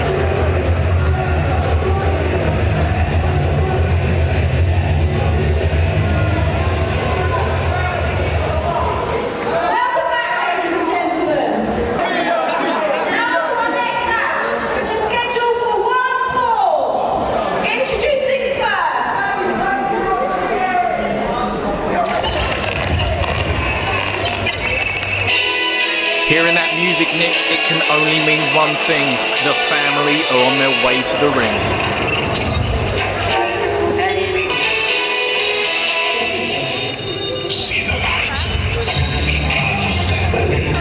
Holy sweet Mother Mary of Jesus, Tony! They're coming down to what look like flaming crosses! Indeed, you're right, Nick. The family making their way down to the ring with their chase trademark entrance with their burning crosses. The family, Paul Travell, the righteous one, Paul Travell, led of course by the Messiah Brandon Thomas, flanked on each side by Scotty Rock and Ian Disciple. The family tonight are looking for a win over Nikita. Nikita representing something which they despise most in the FWA.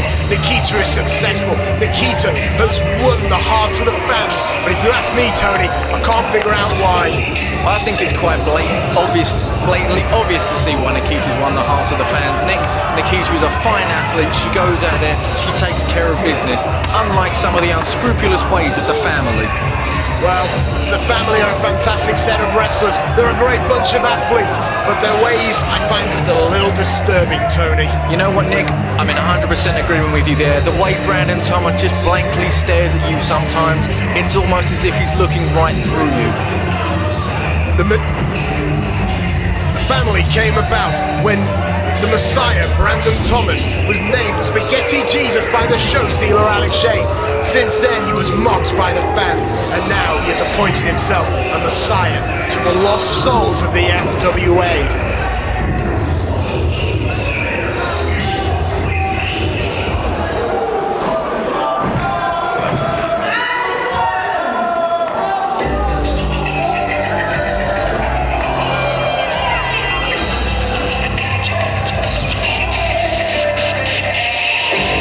Now, coming down to the ring is Nikita.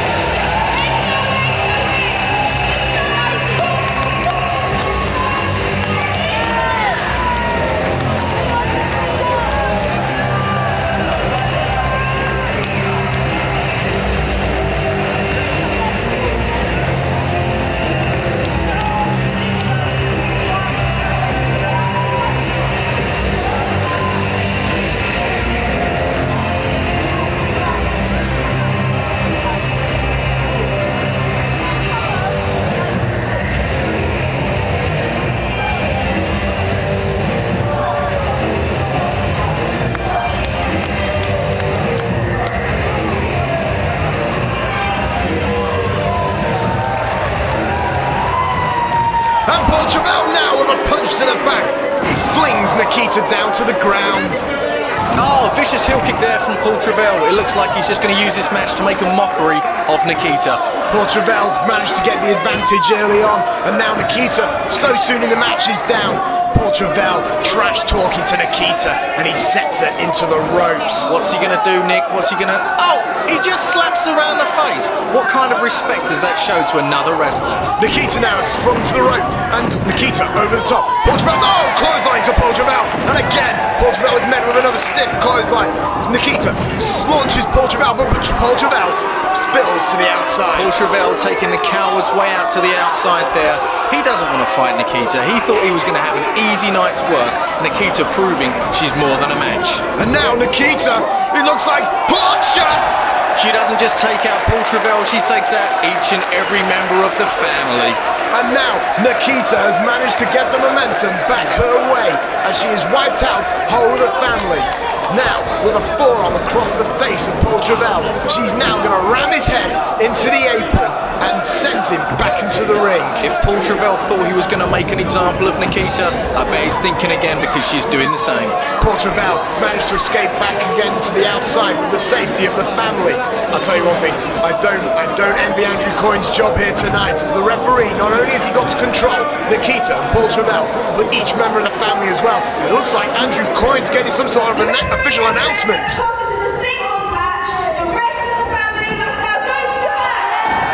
Referee Andrew Coyne has made the decision. The rest of the family have to return to the locker room. And right and all, Nick, this is a one-on-one match.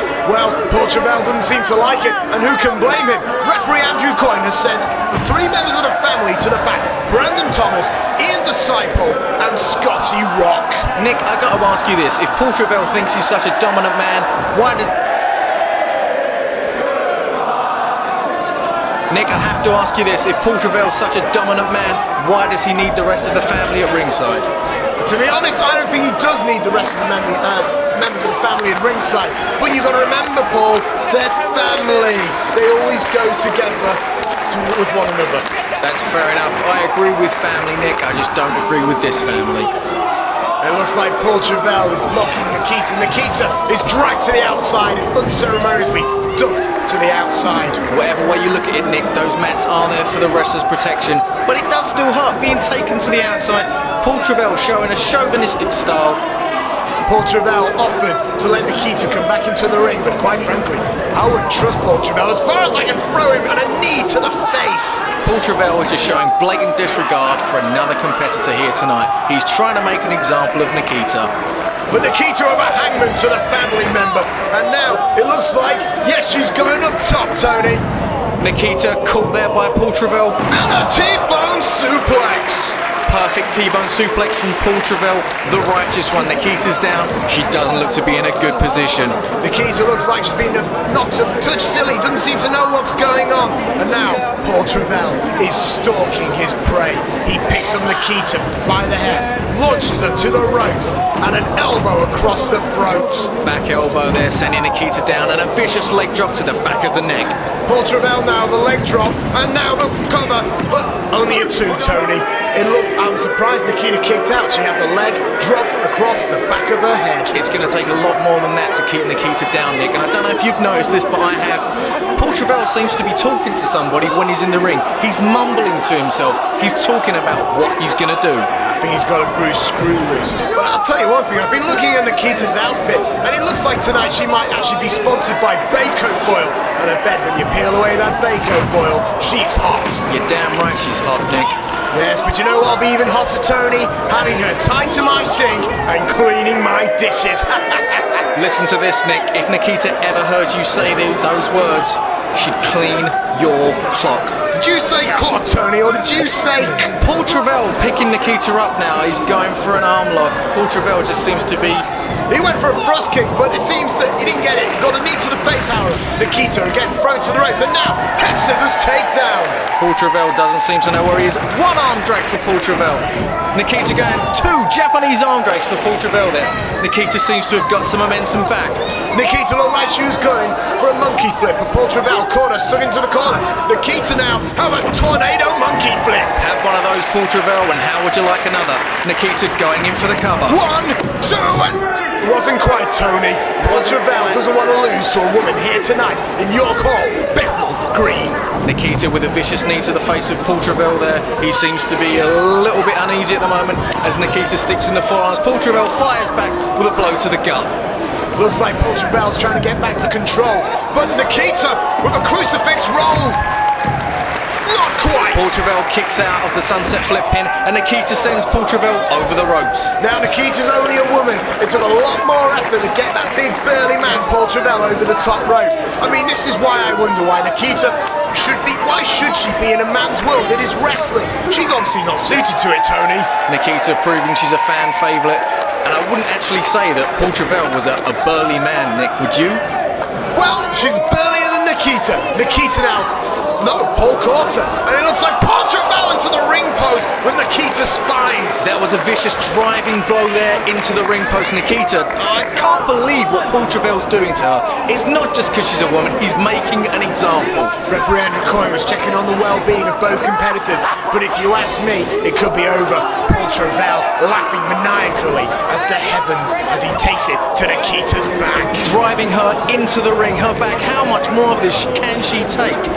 Paul Travell senses there has been a change in the tide. He knows what he's got to do. The opportunity has arisen, and it looks like he's going for... It's a bow and arrow around the ring post. Look at his face, Nick. What is he doing? I'm sure Nikita can't take much more of this. You know what women are like? They're kind of flimsy and they're easy to break. Referee Andrew Coyne managed to get Paul off of though. If you ask me, that was good officiating. But Paul Travell has the control. It's obvious what his game plan is, Tony. He's working on the back of Nikita and he's breaking her down bit by bit. You're right, Nick. He is working on the back. He's doing each and everything he can to try and take Nikita out as he sends her off to the ropes. It was a tilt-a-whirl into a backbreaker. Again, just singling out the back. Why is he doing this? Why does he have to work the back? The back is such a vital part of a wrestler's body. Well, it's tactics like this that led Paul Travell to his first championship here in the FWA, the All England Championship. And it surprises me that she's not a champion today. Coming up after this match, Nick, we're going to see some hardcore action. We're going to see the near 7-foot German, Ulf Hermann, taking on the All Danes Church of Satan member, Balls Mahoney. Now, Nick, I wonder, what would Balls Mahoney think of the family? Oh, my Lord, Tony. Once again, he's working on the back. Sorry, Balls Mahoney, his fault on the family. I really wouldn't know. I don't know what goes through the minds of men like these. I'm a simple Christian man myself. Paul Travell cinching in the camel clutch there. Referee Andrew Coyne asking Nikita, do you want to give up? Nikita has the fortitude to say no. She's trying to make her way to the ropes. Nikita manages to reach the ropes, and I'm quite surprised that she didn't give up there. You know, Nick, they say that women have a pain threshold 9 times stronger than that of a man. It must have been something like that that was willing Nikita to get to the ropes to break the hold. How dare you, Tony? I don't approve of your sexist comments here on commentary. Are you implying that a man can't take pain as much as a woman? Oh, what's this? Tony, I don't like the look of this. A vicious chokeslam into a backbreaker. Nikita, look at her lifeless body. She's limp. Travell just throws her down like a rag doll. Travell has one thing on his mind: the destruction of Nikita. If Nikita wasn't broken in half, she is now. Now, Tony, I know what you're asking yourself. You're asking, what's going through the mind of Nikita? And after that move, I'd say it's one of her vertebrae. Look at the way he just dumps her in the ring like he has no respect. Somebody needs to teach Paul Travell a lesson. Referee Andrew Coyne needs to get on his case and prove who the dominant man in the ring is. Paul Travell needs to be taught a lesson. If you ask me, he's teaching Nikita a lesson of what a man is all about. And now, Paul Travell's removing the turnbuckle pad. I don't understand this, Tony. Referee Andrew Coyne needs to step in there. He's quite blatantly breaking the rules. Why would he be doing that? Look at the way he disrespects the ref. Well, referee Andrew Coyne's just going to go back out there and, hang on.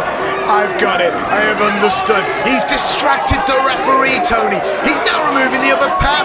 That's ingenious. I don't approve of it, but it's ingenious. You know what, Nick? I think I've cottoned on to his plan. He distracts the referee, hoping to use the exposed turnbuckle to damage the back of Nikita one more time.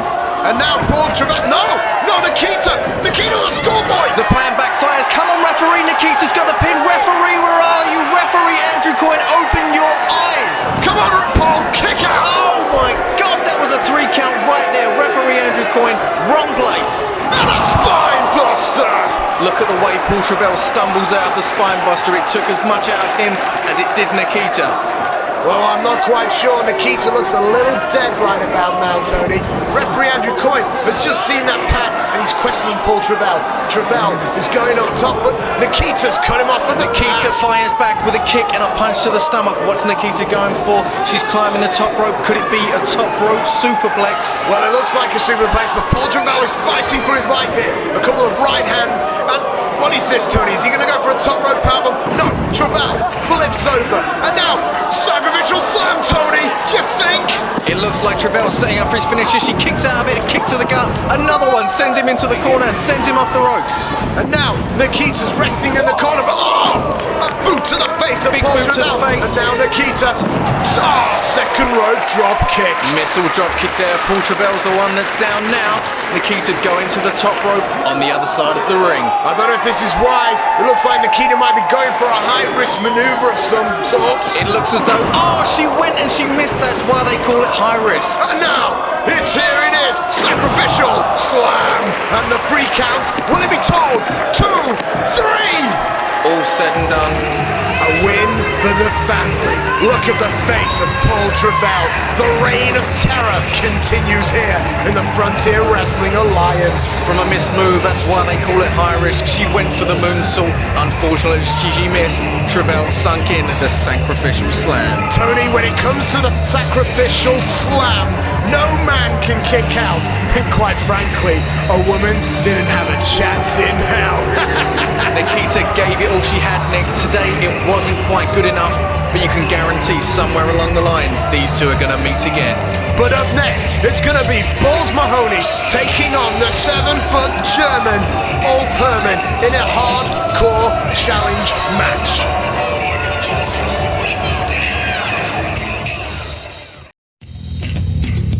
This is the show stealer, Alex Shane. If you want to keep up to date with all the latest FWA Frontier merchandise, including videos, CDs and t-shirts, go to www.frontierwrestling.com.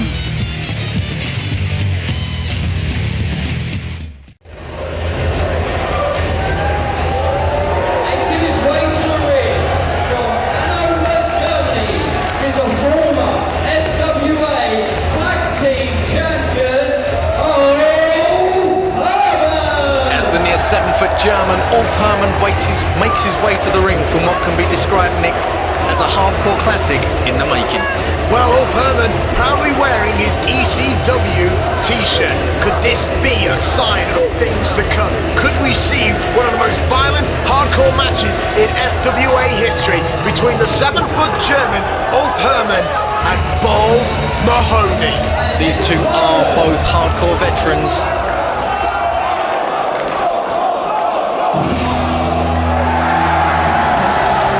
As the crowd goes wild for the entrance music that can be described as amazing, to be honest. This will be Balls Mahoney's first time in the United Kingdom, and how appropriate is it that he comes to British Uprising here, Bethnal Green, your call to face former ECW competitor Ulf Herman.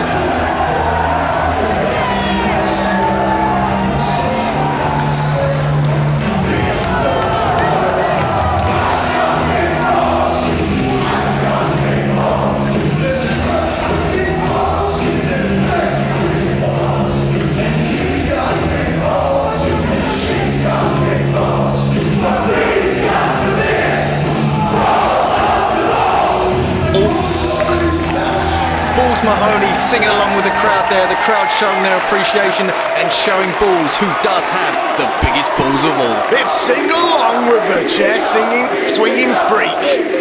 As the crowd rings out an ECW chant, and quite rightly, both of these guys, ECW hardcore veterans. And you can tell that both men are very proud of their roots. Both men have a chair in their hands, and Balls Mahoney has a little something special in the form of a barbed wire bat. As you hear the crowd chanting along now with each wrestler. The fans here tonight are behind the company as much as they are behind these competitors. They seem to have taken down their chairs. Tony, I really am worried as to how this match might end. As they start off with a handshake, proving that there's no animosity here, they're just out to give the fans what they want to see. And you're right, Nick, they've discarded their chairs. It looks like they may be starting a normal wrestling contest. Holy Lord, do you think we might see a wrist lock or maybe a headlock? You know what, Nick, I wouldn't be surprised. Ulf Herman and Balls Mahoney do both indeed know how to wrestle. Balls Mahoney, interesting fact, used to be an amateur wrestler, but was actually banned for his conduct. Now, why am I not surprised, Tony? Why am I not surprised? But let's get back to the match. Although they started with a nice little clean sportsman handshake, I can tell you there's a very good chance, in the words of Balls Mahoney himself, the ring might be baptized in blood. Balls Mahoney proving to the fans that he's respectful of what they're doing for him. There seems to be an ECW chant rising here, but Balls Mahoney seems to be grabbing the microphone. It seems he has something to say. What's up, England?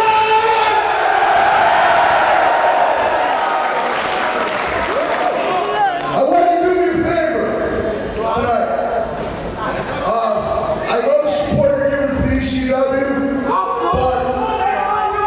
after Hade went bankrupt on us and left us all homeless, the guys that paid me tonight is not ECW. What's the name of this company?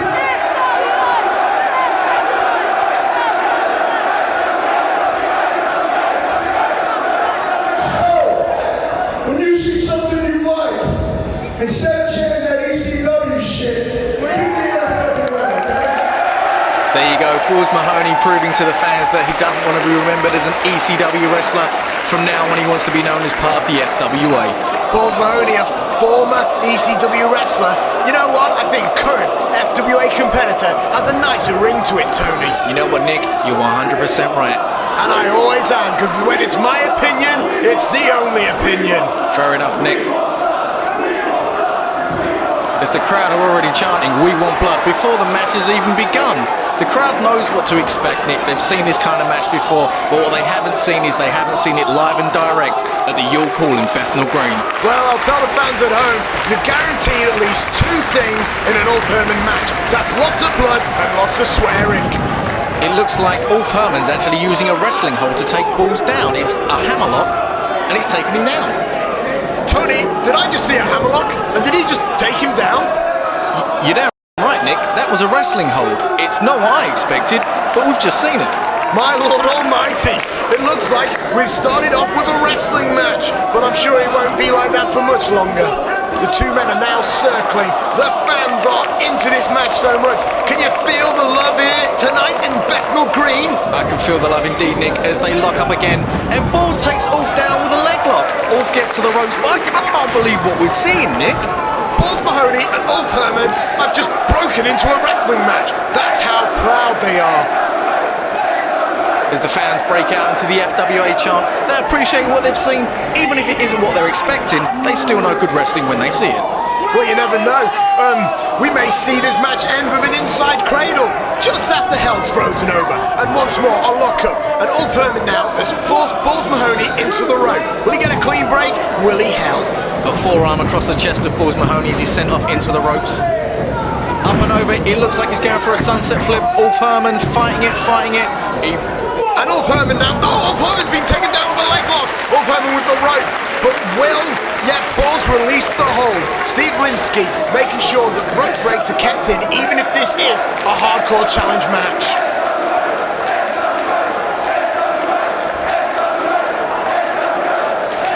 Once again, the FWA chant starts. The fans are in appreciation of what they see. This is what makes the FWA so great. 50% of it is the in-ring competitors, and the other 50% are the fans of the Frontier Wrestling Alliance. And I'll tell you one thing, Tony, we love every single one of you. As you just heard the fans ring out, the chant was Balls can wrestle, and he certainly can. Ulf Herman returning to dirty tactics, a boot to the gut and some blows to the back of the head as he sends Balls off into the ropes. Balls now with his trademark punches. And the crowd go for it. Here we go. Ulf Herman staggers back. Balls Mahoney off the ropes. And now spin kicks him over the top rope. Taking a spinning heel kick over to the outside of the ropes for the first time. Balls is signaling to the crowd, I think it's time for you to move out of the way. He's got something on his mind. Balls Mahoney now has control of the 7-foot German. Ulf Herman, however, he's a powerful man, but Balls Mahoney is a bigger man than he is and much powerful. But Ulf Herman slingshots Balls Mahoney into the barricade. The barricade's actually broken, Nick. The force of Balls hitting it has actually broken it in half. Yeah, it was broken earlier on in the evening between the Zebra Kid and Hade Vansen. But if it wasn't broken then, it most certainly is now. Ulf Herman feeding Balls Mahoney's head into the railing, and he's bringing him round to the other side of the ring. Ulf is taking Balls everywhere around the ring so all the fans can see that Ulf certainly does not suck balls. Well, Balls Mahoney is introducing Ulf Herman to the fans. And do you know why? Because the fans are part of this company as much as they are. As you see the fans go crazy as the action is taken outside of the ring and into the crowd as Balls Mahoney now is wrestling away with Ulf Herman in amongst the chairs, in amongst the fan, in amongst the action. In amongst the action, and the action is thick and fast. And where's Balls Mahoney taking off? Tony, I can't see, they're going the wrong way. The ring's back there. Is Balls going to the bar? Where's Balls is taking Ulf wherever he damn well pleases, Nick. Or maybe Balls Mahoney is going for a nice big pint of shandy. That's right, shandy. It looks like Balls is taking Ulf to the FWA merchandise stand as he bats his head off. It looks like the FWA merchandise might be one of the biggest victims here tonight at FWA British Uprising. You know what, Nick, you're not wrong, as every fan is standing on their seat, they're craning their necks, they're trying to see what's happening. They know something special is about to take off. Well, there we go. Balls Mahoney with a bottle to the head of Ulf Herman. And I'll tell you one thing, I'm sure it doesn't matter where you're sitting here in Bethnal Green, you're going to see the action, because quite frankly, well, Ulf Herman is 7 foot after all. You can't miss him, Tony. As the FWA chant rings true once again. They seem to have disappeared. I can't see what's going on, Tony, but I'm sure whatever it is, it's aggressive and violent. You know what, Nick, 100% guarantee. And we're back thick and fast of action now, as Ulf has stuck Balls' head through some kind of fence and he's wrenching it back. This is going to be putting tremendous pressure on the back of Balls Mahoney's neck right at the minute. Well, Ulf Herman is working on the neck of Balls Mahoney. Is this just the long-term tactic or blind rage by the German? Whoa, the wrestlers went behind some people, and when they came out, it looks like Balls Mahoney now has the advantage. Balls Mahoney basically wrapping a fire hose around Ulf Herman and trying to strangle him.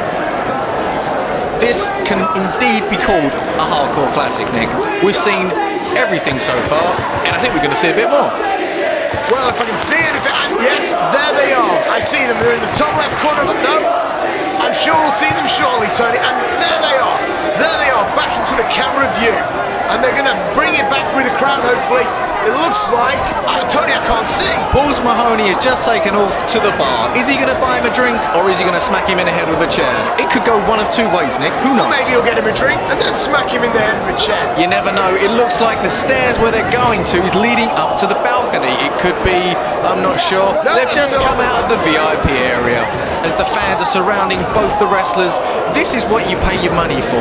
You get in there and you interact with what's going on. You see, ladies and gentlemen, if you buy a gold ringside ticket, you'll get to go to the VIP bar where two very big men are beating each other silly with chairs and glasses of beer. The true fact is you never know what to expect at an FWA show, and this match proves it.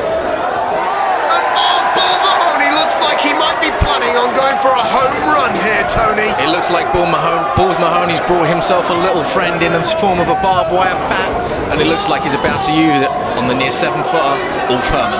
And you can see Balls Mahoney is seriously considering the use of the weapon. Is he going to lurch back? Oh! Straight to the gut with the barbed wire bat. Oh, that can't be pretty. I'm feeling his pain right now. The abs of Ulf Herman are being turned into a pincushion. And now, Balls misses the second one. Ulf with a kick to the stomach. Ulf has the bat. The fans were chanting one more time, but Ulf Herman had the ring smarts to see what was going on as he's grating the forehead of Balls Mahoney. That's not good, Tony. He's ripping the flesh off the head of Balls Mahoney. What a holiday for the American imports. This is, quite frankly, disgusting, Nick. This isn't wrestling. Look, it was wrestling. You saw the lockup, you saw the leg takedowns, and now Ulf Herman forgetting about the wrist lock and the headlocks. He's just going for some ultra-violence. Good, wholesome family ultra-violence. It looks as though Balls Mahoney might have been bleeding a little bit beforehand, but that smack straight to the head with a bat. He's going to be bleeding a damn sight more now, you can guarantee that. Referee Steve Linsky looks like he was going to be sick. I don't blame him. There are two men ripping each other apart with barbed wire. Ulf Herman forced. As the blood is leaking. Oh, it's all over his fingers, it's in the ring, it's all over the forehead as Ulf Herman is quite frankly using the closed fist, whacking him in the head, trying to bust the cut open even more. Balls Mahoney's head was forced down onto the barbed wire, and you can see the results on his face now. Tony, you know I'm a sordid sort of individual, but even I can't like this.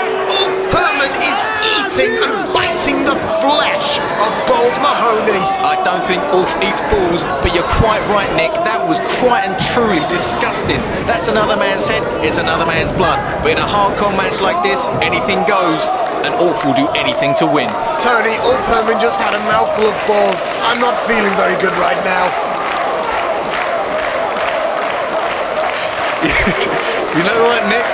I agree with you 100% as Ulf Herman is sinking in the sleeper hold right at the moment. Balls Mahoney saying you've got to do a little bit more than that, Mr. Herman, to beat the hardcore chair swinging freak. You can tell that Ulf Herman is desperate to get the win here when he's resorted to a technical move like this. But Ulf Herman now went back to his gory roots, grabs the hair and slings it back down to the mat. The pinfall, 1, 2, and a kick out. Look at the crimson all over the face of Balls Mahoney, the American, first time in the UK. I bet he's wishing it was his last. Well, I don't know. I hear Balls Mahoney likes blood. I hear he likes pain. What's he got planned? I'm not sure, but Ulf Herman sends Balls Mahoney to the rope. A reversal, and now it's a standing hold on to the bull bat. A standing switch reversal into the drop toe hold. Ulf Herman's bleeding now. All we need is the referee to start bleeding. We'll have ourselves a bloodbath. Steve Linsky start bleeding, if only. But now, the both men are down. Who will be the first to get onto his feet? You gotta believe, Tony, that this is an important turning point in the match. Look at the blood dripping from Ulf Herman's forehead all over the ring. It's not going to be pretty for anyone that has to wrestle in that afterwards, as Balls is trying to psych himself up. He's trying to get the crowd behind him. He's got something in mind. And Balls Mahoney now, going for his trademark jabs. 2, 3. The crowd wind up and give Balls the power he needs to take Ulf off his feet as he sends him into the ropes. And he goes for a spine buster. Ulf down, Balls in for the pin. A 2 count on Ulf Holman by Balls Mahoney. With the weight of Ulf Herman, he came crashing down, and I'm quite surprised that Ulf Herman was able to kick out, as these two men are literally smeared in blood, sweat and tears, and Ulf Herman's going up top. Actually, Balls Mahoney's going up to the top. Ulf Herman's onto his feet, and it looks like a body slam, power slam from the top rope, whatever you call it. It's not nice. There's near 7 foot on the top. Down with a diving headbutt into the forehead of Balls Mahoney, where he is just leaking crimson. The 3 count, maybe? No. Well, at least I had one question answered tonight, Tony. Can a 7-foot swearing German fly? Yes, he can. He indeed can. Ulf Herman, there isn't anything Ulf can't do if he puts his mind to it, as Balls is struggling up into the corner. Went for a big lariat, misses, double lariat, both men are down. Both men are down, and I bet both men are happy they're both down at the moment. They're both bleeding, they're both tired, and they're both sore. What can the strategy be for either of them at the moment, Nick? Beat the hell out of the other, I'd imagine, Tony. Beat the hell out of the other. Both men are struggling to get up, and once again, the first man to get up will no doubt have the advantage, and Ulf has the chair. I think both men have the same idea at the same time, and they're both going for their chairs. Balls has his signature chair with the FWA Uprising logo, but Ulf's got one too. Both men put the chairs down, but now they've picked them up, and it looks like a duel!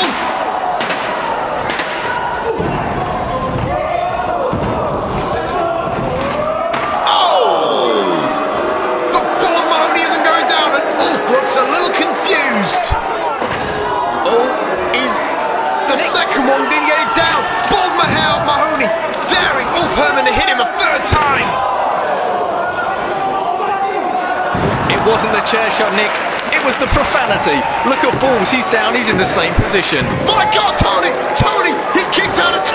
The profanity wasn't enough!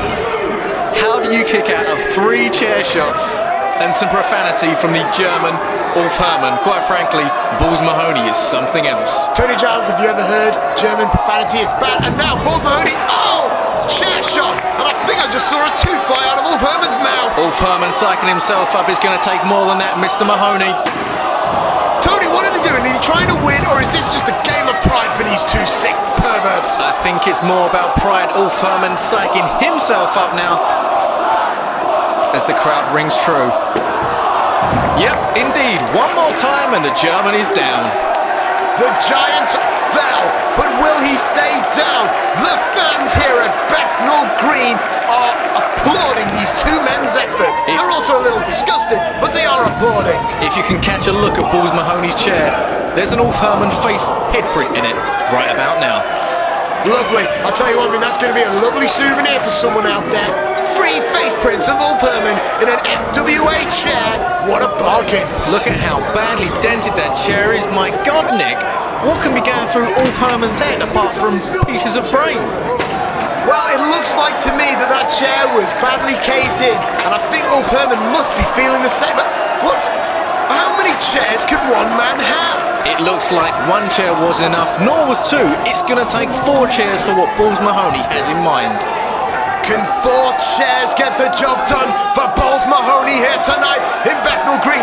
He picks up. Is he going for the Nutcracker Suite? But no, Ulf escapes, and now a reverse DDT on the chair pile. The 3 count maybe? Not quite. He was going for the New Jersey Jam, but Ulf Herman reversed it into a reverse DDT. Looks like Ulf Herman might have an idea about what to do with those chairs. Now he's up and Balls is down. Looks like Ulf's got a similar idea. He's piled 2 chairs on top of each other, and it looks like the forehead of Balls Mahoney has a deck. Oh, low blow to the German. It looked as if Ulf was going for a pole driver, but Balls saw it and did in fact go for the low blow. Are we going to see the New Jersey Jam? And he hits it. This has surely got to be it. Balls Mahoney spiked Ulf Herman with that move, and now surely this is a 3. No, he kicked out Tony. You've got to be kidding me. How do you go? I'm speechless. I can't believe it. How can anyone kick out of the New Jersey Jam, let alone a New Jersey Jam on a couple of chairs? It's beyond words what these men are doing to each other, Nick. But I tell you what they're doing. They're entertaining the fans. They're proving they are both hardcore icons in the world of wrestling. And now, Balls Mahoney, it looks like he's gonna fly. Tony, what's he gonna do up there? I don't like the sound of this. He goes for the frog splash and he hits it. Balls can fly, no matter what you've been told. It's all over. He's signalling now. It's all over for the German. Balls in for the One, two, no! A kick out by Ulf Herman. You know what? We've seen Balls Mahoney and Ulf Herman fly, wrestle, and brawl. Is there anything these men can't do? I don't think there is, but he's about to set about on Ulf's front with a chair. Looks like Balls could be setting up. Is he going to go to the top rope again? Balls is smiling. We could see a repeat of the frog splash. Balls Mahoney now, climbing to the top of the tower. Will he? No, the German's up, and he crotches the international star. Crushed on the top rope. You know, when a man like Balls Mahoney smiles after what he's been through, Nick, it worries me. It makes me think, what's going to happen next? Well, this is what's going to worry me more. He's going to come crashing from the top. Crashing from the top, almost hitting the chair. It's going to take more than that, Mr. Herman, for Balls to be out. Let's look at how high he fell. Ulf Herman's about 7 foot. The top rope is about a 3.5, I think. That's 8, 9, 10 and a half feet that he fell, Tony. 10 and a half feet to the hard ring mat. And now, looks like Ulf Herman's going to spread his wings one more time. It also looks like Ulf's going to use some profanity before he does the move. Balls crotches Ulf using the same move he just did. And now, Balls Mahoney, top rope chair shot. Vicious chair shot. How in the hell is Ulf Herman still with us? If that was me, I'd be on planet number 9. Planet number 9? I would have thought planet number 10 would be better. But now, Balls Mahoney, it looks like he's going for something. He's brought out something from under the ring. I can't quite see what it is, Nick. It's a small sack. A little bag of something. What's it? Oh no, it can't be. Tony, it isn't. Are you thinking what I'm thinking? I am, and I was right. Thumbtacks. He's brought out the thumbtacks. It's about to go up a level now. He's put it into height. He's just put one in his forehead. That's charming. That's really charming. And all we know is that Ulf Herman is going to become the world's tallest, most foul-mouthed pincushion here in the world. You're 100% right as the drawing pins are strewn across the ring. Balls has a couple in his head, but I think he wants to put a few more in Ulf's body. Well, it looks like Ulf Herman's got... No! Ulf Herman fighting for his life. As hardcore as he is, I don't think he likes those pins one bit. It looks like Ulf Herman's maybe setting up for a sunset flip or something from the top rope. Is he going to hit it? Is he going to hit it? He's struggling. And Ulf Herman now with a power onto the drawing pins. He's got the cover. 1, 2, 3. He's got it, Tony. It's all over. Balls is quite simply a pincushion right about now. The near 7-foot German Ulf Herman has done it. He's beat his US counterpart to prove that he is indeed the hardcore legend. Ulf Herman, with a mixture of brawling, technical wrestling, high flying, and a good barrel full of swearing, has managed to defeat America's own Balls Mahoney. That was an amazing matchup, Nick. I'm glad I had the privilege to call that. I hope I don't see anything like that anytime soon. I don't think I could handle it. Well, hopefully, the next time I call that match, I'll have someone else to commentate with. Nikita will be strapped to my sink, and I'll have a nice holiday to look forward to. I deserve a pay rise after this one. Nick, I think you're leaving in cloud cuckoo land. Pretty much like Balls Mahoney, I must imagine, must be at the moment. Ulf Herman walking back up the ramp. Balls Mahoney is dazed and confused and doesn't know where he is. Tony, could it be? Up next, the phenomenal AJ Styles goes one-on-one with the UK's own Jonny Storm. Don't go away. Balls Mahoney is still in the ring at the moment. He's got to be dazed, Nick. I mean, after what's just happened, powerbomb through the drawing pins. It's the referee Steve Linsky is checking on Mr. Mahoney, finding out what's wrong as the fans start to show their appreciation.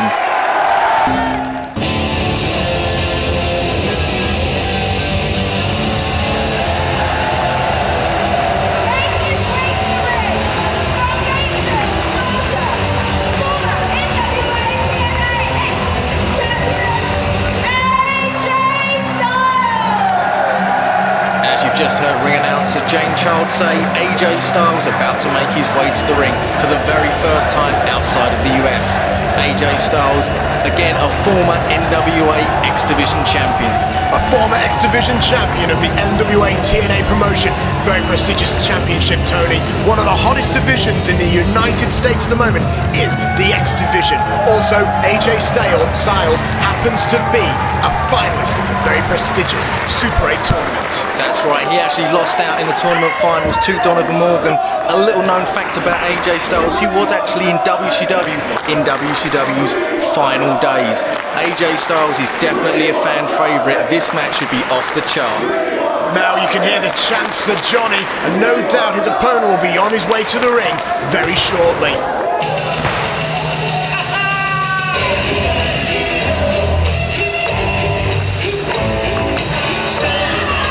It's the Wonder Kid himself from Harlow in Essex, it's Johnny Storm. Ladies and gentlemen, the one, the only, the Pop-Tart of the FWA. I'm sorry, Tony, I know he's a great wrestler, but I just don't like the guy. It's fair enough, Nick. To their own, everyone deserves an opinion, but you're quite right. Johnny Storm is a phenomenal talent. This match should put Johnny's standing on the international scale of wrestling way up there if he can pull a victory off of Mr. AJ Styles. More importantly for Johnny Storm, his pride is quite frankly on the line. His last match, he lost the #1 contendership to the FWA heavyweight title to Fleisch at Hotwire, and now his momentum is going, it's going, and it could be gone unless he can beat AJ Styles. At the moment, Doug Williams, Jody, Fleisch have a great reputation in the US. Could this be the match to finally get Johnny Storm attention? We'll have to find out. But if I'm a betting man, and quite frankly, Tony, you know I am, I'd say it ain't. Well, like I said, Nick, everyone's allowed to have their own opinion, but there's nothing Johnny Storm can't do when he gets inside the squared circle. If Johnny Storm can pull off a victory here, this will send his star sky high.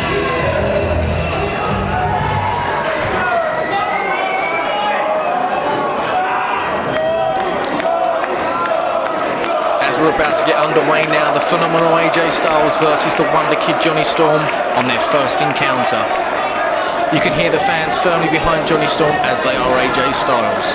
Both men are now circling and they're going to get ready to lock up, Tony, for what should be the start of a fantastic match. You can hear the appreciation from the fans for the overseas competitor.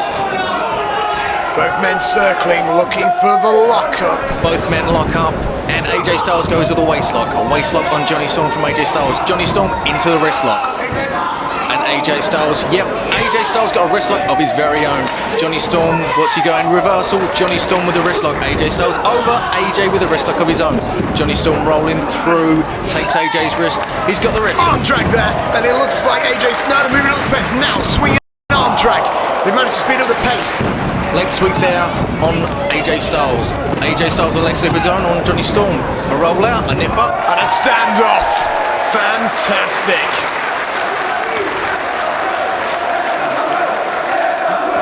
As you hear the FWA chant ringing true, this match has been on for less than a minute, and I can quite honestly say it's already a classic. I remember before this event, a lot of people were hoping, they were praying for Johnny Storm versus AJ Styles, and I was as well, because I pray that AJ Styles hits the Styles clash on Johnny Storm and sends his ratings even lower. AJ Styles sinking in some vicious blows there on Johnny Storm. Johnny Storm off the ropes, over the back of AJ Styles. AJ Styles not sure what's going on. And a leg lariat takes AJ Styles down.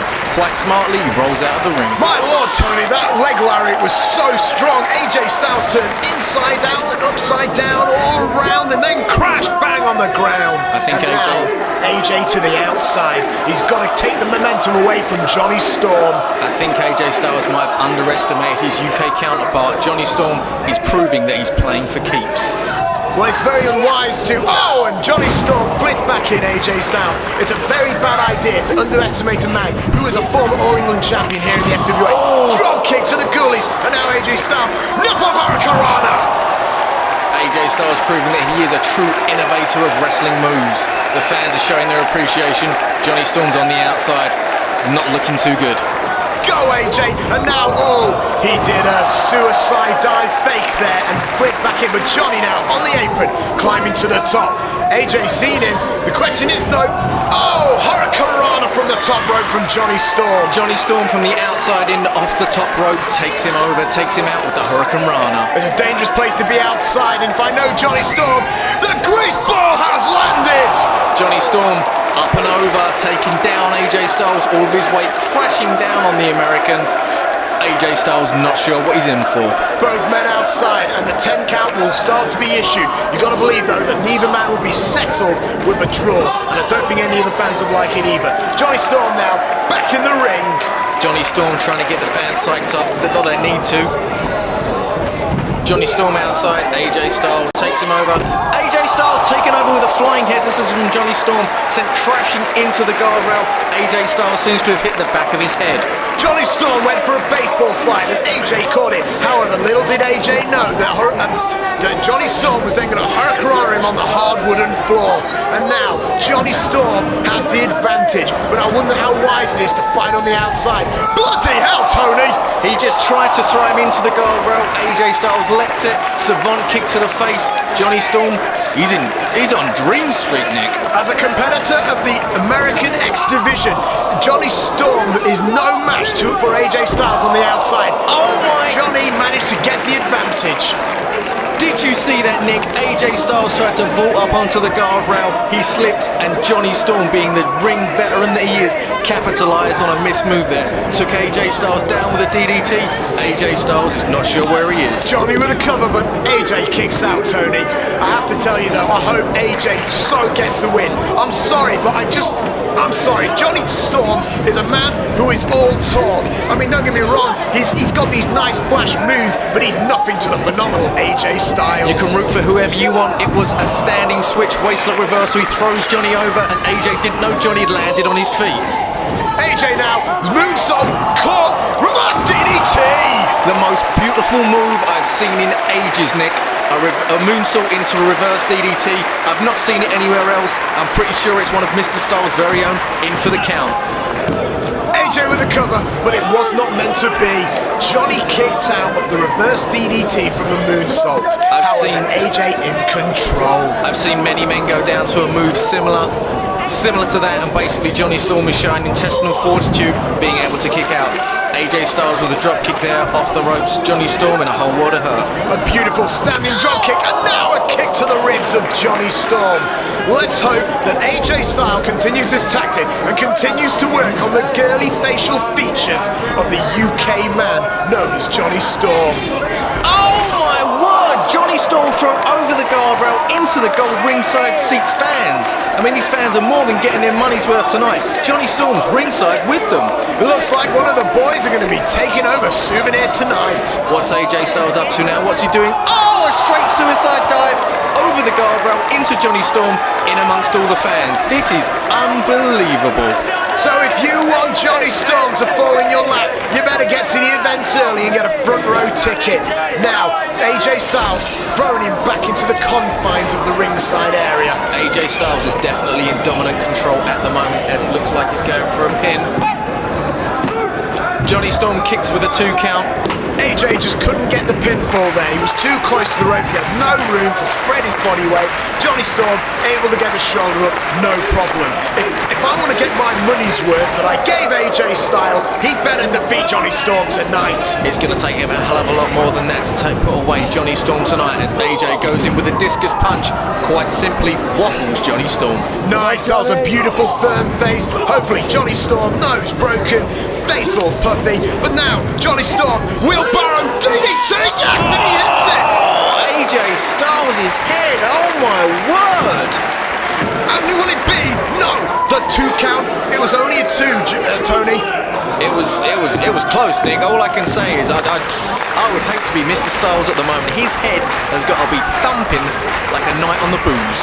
It is showing here that AJ Styles is inexperienced with Johnny Storm as an opponent. This is the first time these two have ever met.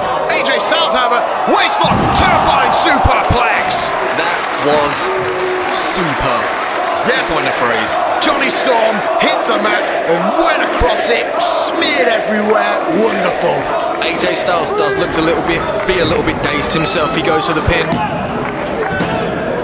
Johnny Storm manages to kick out. It's going to take more than that, Mr. Styles. If you think you can come over here to our country and fight one of our premier guys and put him away with a move like that, well, you're sadly mistaken.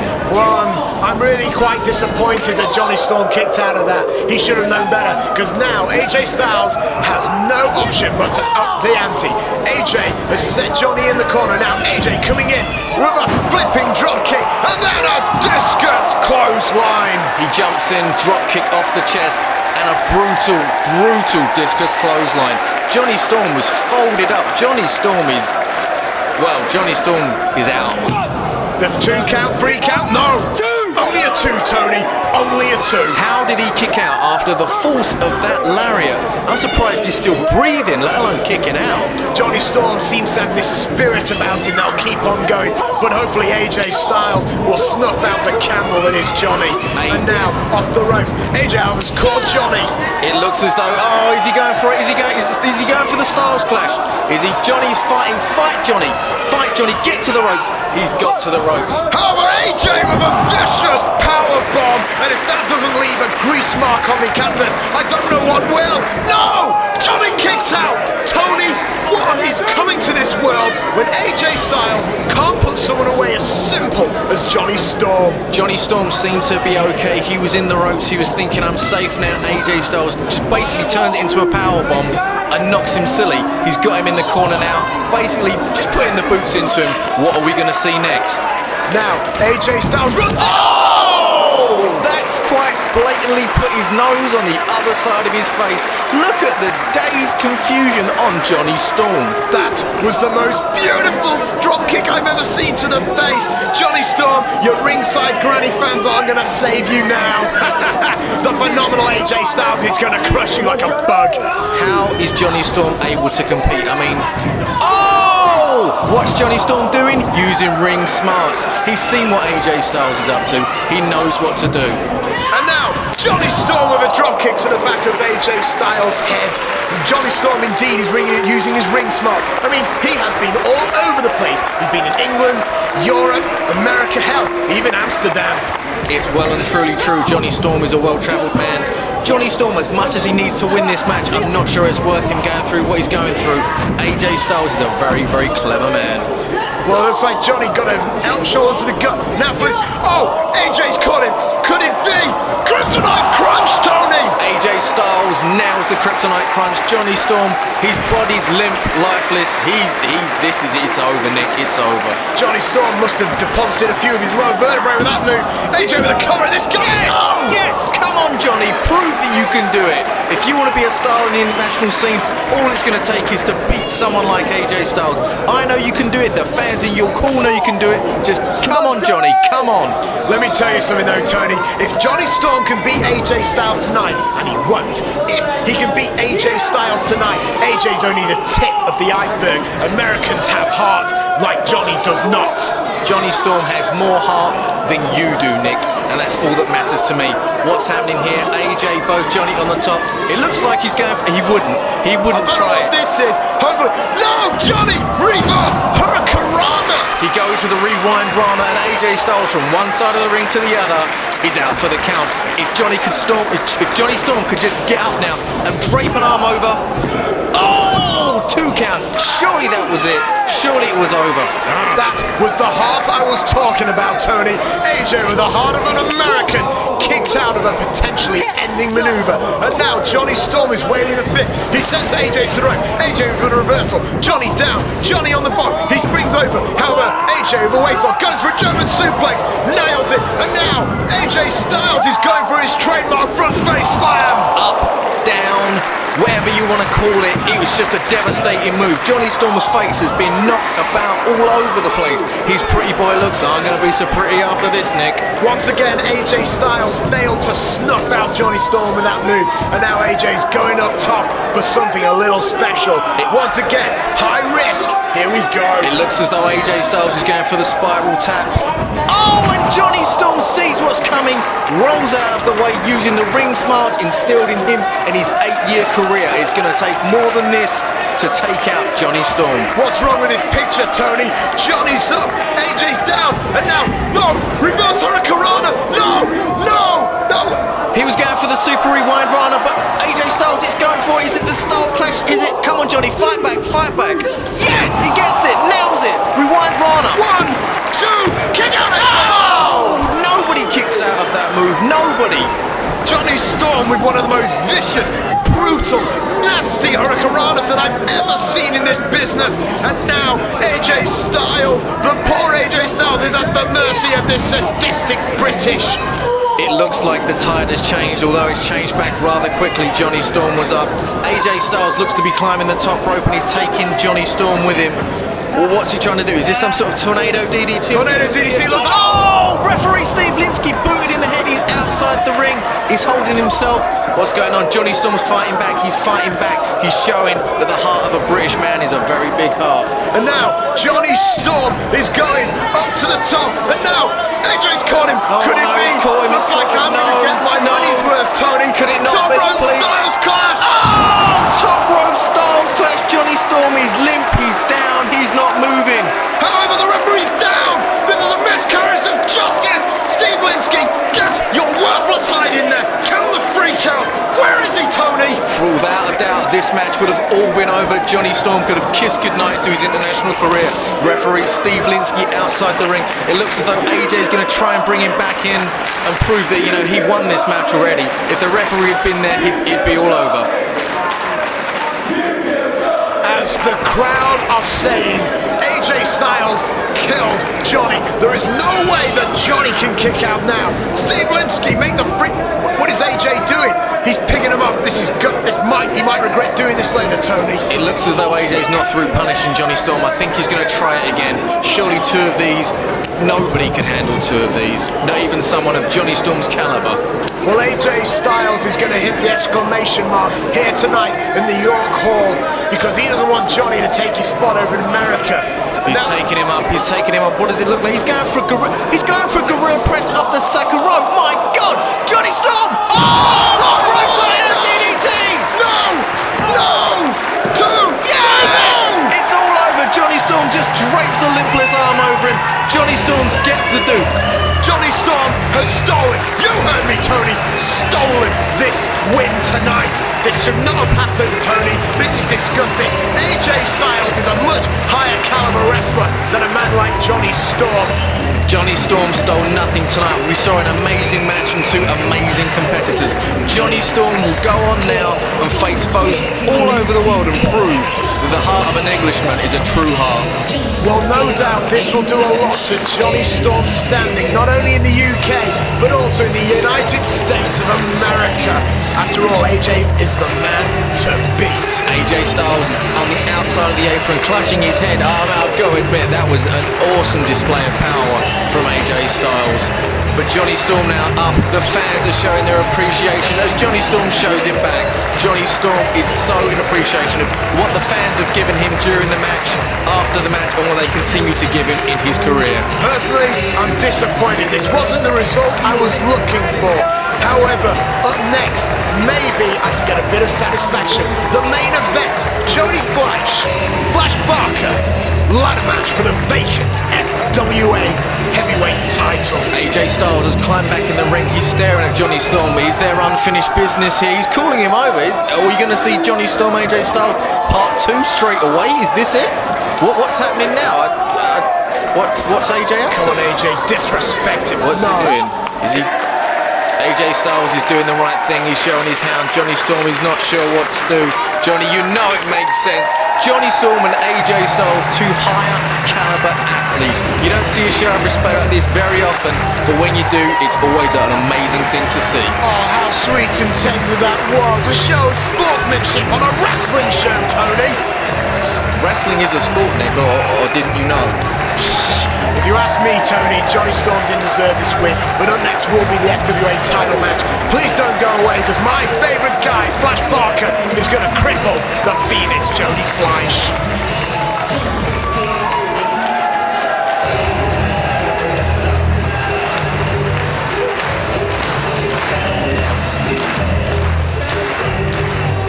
If you want to keep up with all the latest and best FWA action on VHS, go to www.frontierwrestling.com.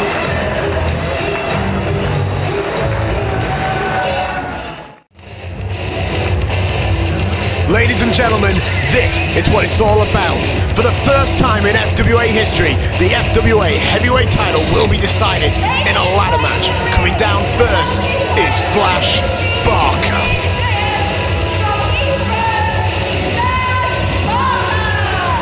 Fleisch Barker being led to the ring by Dean Ayers. Now the story behind this match, Nick, is a very complicated and a twisted story at that. Dean Ayers said on national radio that if Jody Fleisch could make it down before the last ring bell at No Surprises 4, he would give Jody Fleisch a shot at Fleisch Barker's FWA British title. Jody made the flight back from Japan and managed to beat Fleisch Barker. But upon viewing the tape, the FWA Commission realised the ring bell had actually ended, signalling the end of the show. The FWA then stripped Jody of the title, leading to this match now. The ladder match tonight will decide once and for all who is the undisputed FWA British Champion. So Tony, what you're telling me is that Fleisch Barker was screwed out of the FWA title by Jody Fleisch and by the company that governs that championship. Nick, the way I saw it, Jody was there, Jody did his business, and he walked out that night FWA champion, as I'm hoping tonight, and I'm praying, much like these fans are, will happen again.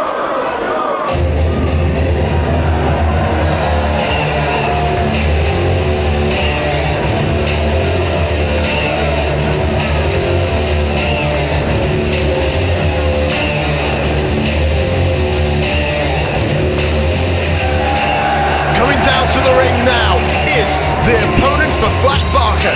This is Jody Fleisch. Jody Fleisch is a former King of England and was crowned that at British Revival. He is also obviously a former FWA champion, though that championship was in serious doubt after he won it off Fleisch Barker at No Surprises 4 at the Portsmouth Pyramid Centre. Don't forget as well, Nick, Jody Fleisch is a former All England champion as well. As you can see the fans in the crowd now with the Jody sign, those fans have come all the way from Germany to see Jody Fleisch become once and for all the undisputed heavyweight champion. Well, it's not surprising that fans have come as far as Germany to see Jody Fleisch tonight. In fact, Jody Fleisch has been all around the world. He's wrestled in Mcdonald Pro in Japan, and not to mention the Ring of Honor company over in America. This match truly will be a classic.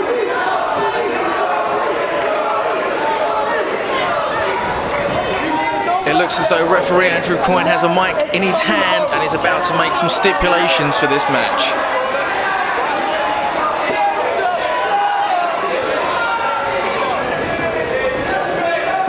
Ladies and gentlemen, welcome to British Uprising Main Event.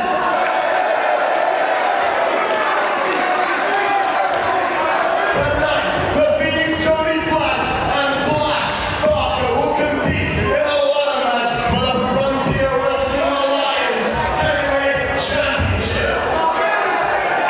There will be no pinfalls, no submissions, no countouts, and no disqualifications. The only way that this match can be won is by climbing the ladder and grabbing the FWA heavyweight title. However, before I start this match, I've been asked to tell you to get out of the ring, to get to the back.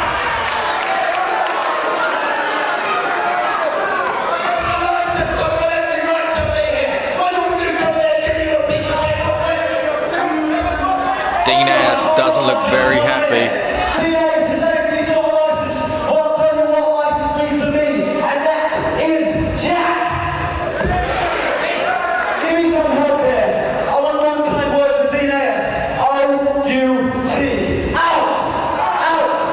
As Jody gets the crowd going in the out chant.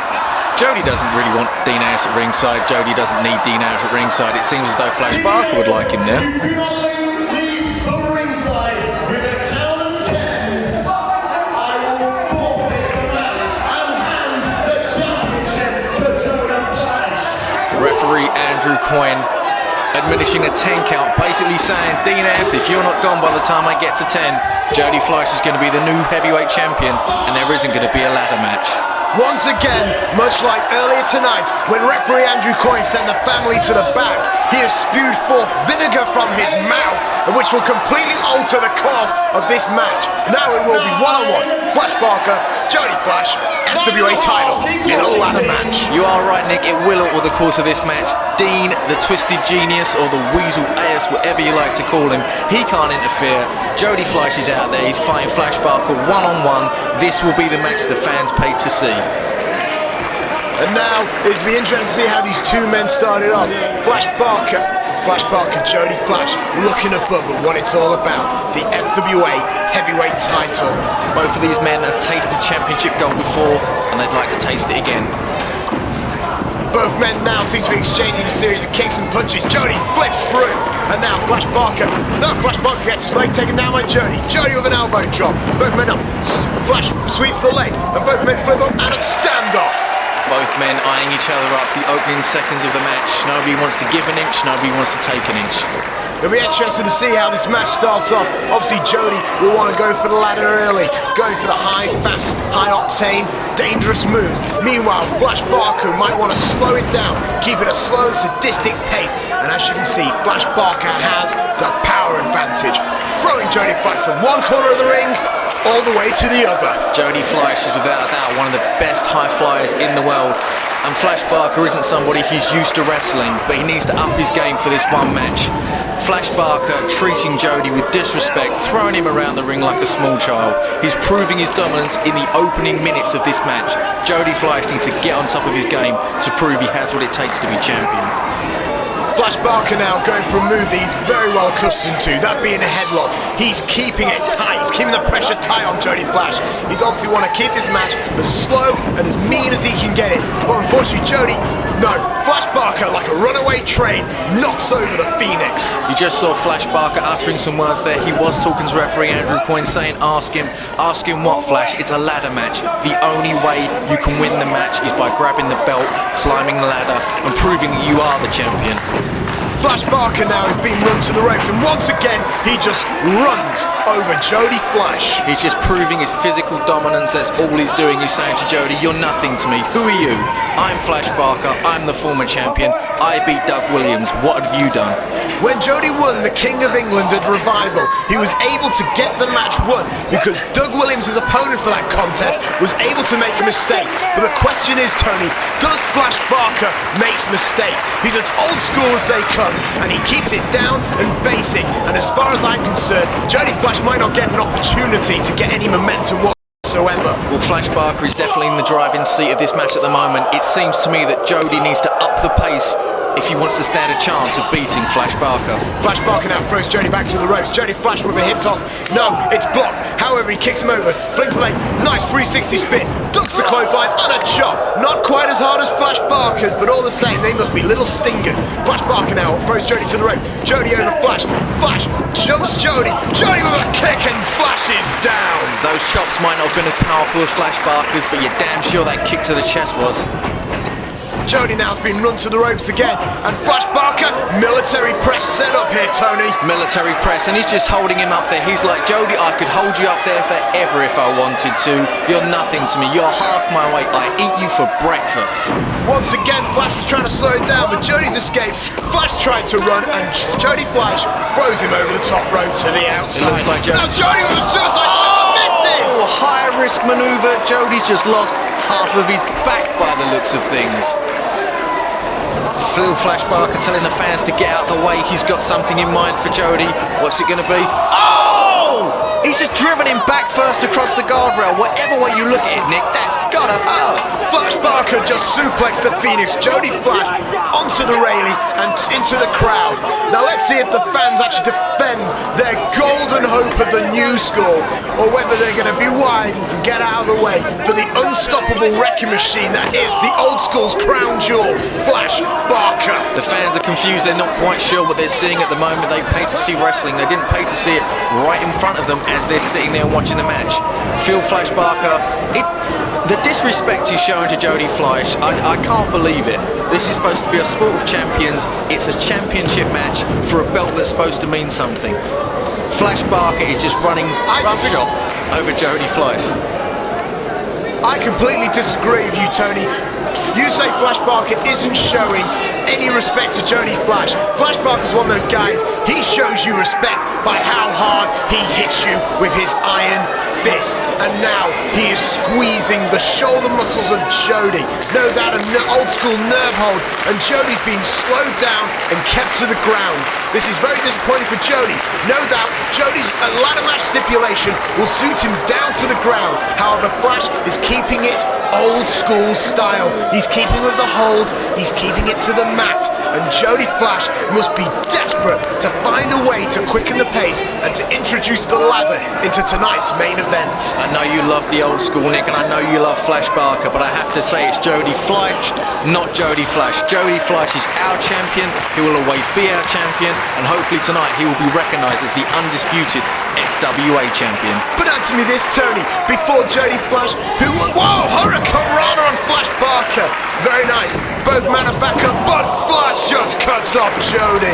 Now, Tony, I was going to ask you before I was cut off there, was before Jody Fleisch, who was the hope? Who was the hope of the new school? It was a man like Scott Parker, but Flash Barker decapitated him and took him out of the game. Before that, there was Robbie Brookside. Flash Barker defeated him too.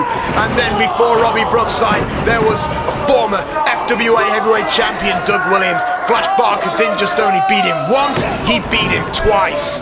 It's true, Nick, Flash Barker is a dominant force. Flash Barker is not going to be somebody that will easily be beaten. But I have to have faith and I have to hope that Jody can reach deep down and bring it up and prove that he deserves to be champion. He proves that he deserves to be in this spot. Even though Flash Barker is treating him badly at the moment, it could all switch at a moment's notice. As Jody gets some offense now, what's he going for? He goes for a moonsault, he lands on his feet, goes for the clothesline, Jody ducks it over and over, and it's a Hurricane Rana from Jody Fleisch, proving that don't blink, you'll miss something. Well, Jody Fleisch now is taking it to Flash Barker, and Flash Barker is once again at the outside, and that's a dangerous place to be if you're Flash Barker. Jody Fleisch now! Phoenix style press, shooting star press to the outside. Nick, have you ever seen anything as beautiful as Jody Fleisch? You can hear the fans appreciative of the FWA. Tony, you want to know if I've seen anything as beautiful as a shooting star press to the outside? I've seen the golden tear on the cheek of a small child. But back to the match. Flash Barker is down, and Jody Fleisch now has the advantage. I've no idea what you mean, Nick. You're in a world of your own. But back to the action, thick and fast. Jody Fleisch, even though he managed to hit the shooting star press, Flash Barker seems to be up on his feet a lot quicker. Flash Barker being the bigger of the two, he maybe has more stamina. He's been in more matches like this before. Now this is a rather surprising tactic. Flash Barker was the man who brought in the ladder. I would have thought it'd be Crown Jewel Crunch! Flash Barker has got to be in a whole world of hurt right about now. The ladder is a weapon that Jody's used to. It's something he's familiar with. Flash, I don't think I've ever seen Flash Barker in a match like this before. Well, this is what I was trying to bring up. Flash Barker was the man who brought in the ladder. I found this incredibly surprising. Jody Fleisch is the man who knows how to use... Oh! Baseball slide into the ladder, into the rib cage of Jody Fleisch, and now he's down. Maybe I spoke too soon. Maybe a ladder in the hands of Flash Barker is a more dangerous weapon than he could ever get his hands on. You know, I thought this match would be suited to somebody like Jody Fleisch, but it just shows that every little bit of offense that Jody gets in, Flash Barker's got to come back for him as he hits those vicious knife-like chops all over Jody Fleisch's chest. It's got to be beaten black and blue red. Now Flash Barker is the man with the hardest chops in Europe. Jody off the rope though, and he tried to go for his own move. However, Flash Barker now with a ladder to the face and the chest of Jody Fleisch, and Jody spills into his own fans again. Referee Andrew Coyne trying to help Jody out of there, but meanwhile he can't see what Flash is doing. Flash is setting up the ladder between the apron and the guardrail. Jody Fleisch was going for the same move that Flash Barker had just hit on him, but Flash Barker, being the ring general, having the ring savvy, knew what was about to happen, saw what Fleisch was up to, used it to his own benefit, and now Jody Fleisch is in the crowd and he gets a chair shot for his troubles. If a ladder wasn't bad enough, Fleisch Barker has just brought in a chair to the proceedings, and now he seems to be going for another one. It looks pretty obvious what he's setting up here for, Tony. It's a platform of death, a ladder and 2 chairs, and this cannot be good for the Phoenix Jody Fleisch. It can't be good for anybody, Nick. How would you feel being slammed onto a ladder with 2 chairs? However, Jody Fleisch is fighting back with a kick to the face, and now he's going for something, tornado DDT, but no, Fleisch caught him, and now it looks like Fleisch is going to set him up for those ladders. Jody, however, with a kick to the head of Fleisch Barker. Jody Fleisch, he's wrestling with Fleisch now. Even though he's the bigger man, Jody has the heart. Is he going to go for the suplex? Is he? Oh! Suplexed onto the ladder, onto the chairs. My God! I don't know if you saw the face of Fleisch Barker, but it looked like he knew what was coming. He was superplexed from the ring to the outside, onto the ladder and the chairs. Referee Andrew Coyne checking on his well-being, but there isn't much he can do in this type of contest. I don't care how big you are or how tough you are, that's gotta hurt. Pretty much the same as when Jody's brandishing a ladder and using it basically to run into your forehead. Jody Fleisch used that ladder like a battering ram straight into the face of... What's Jody planning here? Jody looks like he's got something in mind. Jody Fleisch is taking apart the guardrail. I'm not sure what he's doing here. It looks like he's trying to get back to the outside. Security look baffled. They don't know whether to help him or whether to stop him, but there's not really much they can do. Jody Fleisch and Fleisch Barker, this is a no disqualification match. No one has any control over these two. Jody Fleisch doesn't usually use weapons, he doesn't need to, but he's got the ladder, and Jody Fleisch is off somewhere. I don't know what's going on. I mean, he's setting the ladder. What could he possibly be setting the ladder up for? Tony, I don't know, but if there was one thing I do know is ladders equal and plus balconies equals trouble for both men. Ladders do definitely equal danger when they're in the hands of somebody like Jody Fleisch. The fans, I think they're all starting to cotton on. They know what's... Jody Fleisch is climbing to the balcony. Why would Jody Fleisch be climbing to the balcony? I don't know, Tony. All I know is the higher Jody goes, the further he can fly. Nick, you can see how far up he... What on earth could he be thinking? No. Oh, wait a minute. FWA! Tony Giles, my lord! I am virtually speechless. Listen to the crowd. Listen to the fans. FWA! Oh. The crowd reacting to what they've just seen. Tony, I can hardly believe what I've just seen. I've just seen Jody Fleisch just moonsault from the top of the balcony onto Fleisch Barker, and now the tide has most definitely turned. This has taken a lot out of the old school veteran Fleisch Barker. You know what, Nick? I can't be entirely sure, but that looked to be about 25 foot that Jody Fleisch just effortlessly moonsaulted from. Fleisch Barker's down. Jody's got some weaponry. Jody's back in charge. He's back in charge and he's acting large. Jody Fleisch is definitely the man now. We already had a ladder in the match. Fleisch Barker brought in a couple of chairs, and now Jody Fleisch has entered the table into the proceedings. Somehow it looks like Fleisch Barker has been busted wide open. It could have been a knee pad, it could have been the foot, it could have been anything. When Jody Fleisch is flying at you from 25 feet in the air, quite literally anything can happen, and it probably will. Jody Fleisch now just got a hammer of a punch on the back from Fleisch Barker, and that's enough to win the man. Jody Fleisch is lying prone on that table. Will Fleisch capitalise and use this to his advantage? No, Fleisch seems to be going back for the ladder now, Tony. Fleisch is going for... I can't honestly see what anybody could do with a ladder after that. But all it takes is a couple of blows from Fleisch Barker for Jody Fleisch to be down and out. Fleisch Barker's twice the size of Jody Fleisch. Jody Fleisch only 21 years of age and not as experienced as Fleisch Barker. This is where the experience and the know-how of being in the old school is paying off for Fleisch Barker. It looks like Fleisch Barker is going to dive off the top of the ladder through Jody and through the table, but Jody's off the table and I don't think Fleisch realises this. Jody now is climbing to the top of the ladder. Both men jockeying for position on the top of the ladder. I don't know what they're going for, but this can only be impending doom for one of them. Jody Fleisch top of the ladder, and now sunset powerbomb from the top of the ladder. Oh, Jody! If Jody Fleisch can just get to his feet and set that ladder up, we could be looking at the new champion right here, right now. But at the moment, both men are down and they're not moving very quickly. If Jody Fleisch was able to cover Flash Barker, it would have been a free count. Except, Tony, there are no free counts. There is only one way to claim the FWA title here tonight at York Hall, and that's to put your dead cold fingers around its metal. Flash Barker with a driver. Sit down Michinoku driver for Jody Fleisch. That's what you get for your troubles, Jody. You start to mess with the old school, that's what you get. Flash Barker taking the ladder now. Is he going to be setting it up? Well, he's not going for the belt. The only thing I can think of, Nick, is Flash Barker isn't through inflicting the punishment on Jody Fleisch.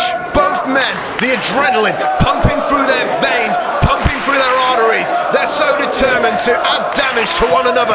They seemingly forgetting about the title. Jody Fleisch just dropped toehold Fleisch into the ladder. He's now climbing the ladder. Moonsault! Oh, moonsault climbing the ladder. Literally walking up it like a set of stairs, moonsaulting back off from the standing switch after Flash Barker made the first error. Very reminiscent of Jody Flash's trademark wall unit. Jody Fleisch now into the corner. No, back into the ladder. Switches Fleisch and Fleisch into the ladder and to the outside. Spilling over into the outside, flying off the ladder. Fleisch seems to maybe have hurt his wrist. I see he's actually wearing extra wrist protection there. I thought it was so he could inflict some more punishment on Jody, but it looks like he may have an injury there. I'm not entirely sure. Jody Fleisch seems to be in control at the moment, but as I say that, it all switches around again, and Flash Barker proves that he's number one at the moment. Tony, I can answer that question for you. Why is it that the wrist tape of Flash Barker is heavily done? It's because Flash Barker has been practicing pounding away with forearm shots on any unsuspecting victim that he can find, and he's had to rub them up because they're swelling and sore. And now Jody Fleisch is going to be the victim of the fruit of his labours. Jody Fleisch slowly wakes his mate back over the guardrail and tries to make it back into the ring. The only way this match can be won is if one of these guys is in the centre of that ring. Oh, vicious chair shot. Jody Fleisch proving anything you can do with the weapon, I can do better. Flash Barker was trying to climb to the heavens, and Jody Fleisch managed to cut him off with a taste of cold steel. Jody Fleisch now is climbing the top rope, and whenever he's climbing the top rope, it's always going to be aerial. It's gonna be aerial. Oh! Flash Barker using the ladder as a weapon. What's he setting Jody up for now? Sure, this is going to look ugly! Oh! A German suplex from the top of the ladder. Oh my God! Earlier in the evening, we saw AJ Styles do something very similar to Johnny Storm, but Flash Barker, a much bigger, stronger man, threw Jody Fleisch from an even higher height on the top of the ladder. From the top of the ladder, nothing could be nice, but a German suplex. If this was a normal match, it would be all over right here. 1, 2, 3, we'd have a new champion.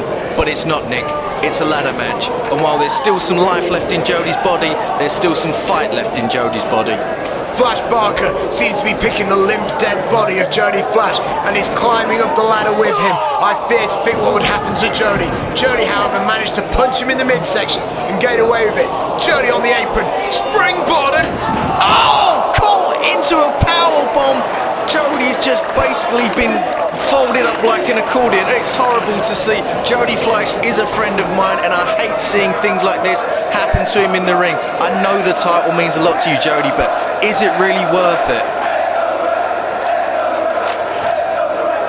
Well, Flash Barker is a friend of mine, and it gives me great pleasure to see him rightfully claim what will be his, and that is the FWA Heavyweight title. I know that a title win on Flash Barker's behalf would inspire a whole generation of young people to accomplish other great things.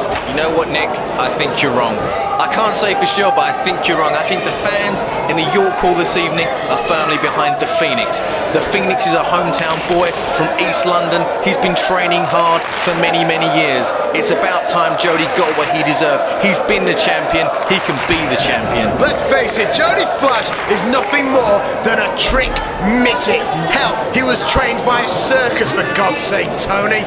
I think most people deep down want their title to be held by the cold, ruthless heart of an old schooler. You know what, Nick? You mentioned the circus there. From the age of 6 years old, Jody Fleisch was trained in circus arts.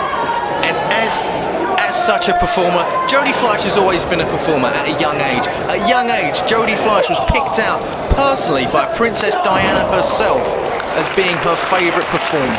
Oh, Tony, it really brought a tear to my eye, Tony. But quite frankly, this is not the time and the place for entertainment. This is a wrestling match. Basically, Flash Barker is about to powerbomb Jody Fleisch on a couple of chairs. Not nice, Nick. It's just damaging the back more and more. The point I was trying to make is, from 6 years old, Jody Fleisch has been a performer.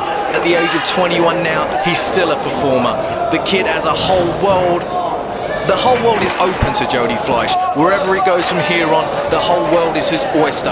Whether he's the FWA British Champion or not, Jody Fleisch is giving it his all, and these fans appreciate it. Well, Jody Fleisch is going to be a great performer when they're using him for the miracle of science. And now, Flash Barker's climbing up the top. The referee just got booted in the face. This isn't something you see from Flash Barker, him going to the top rope. Oh, suicide dive!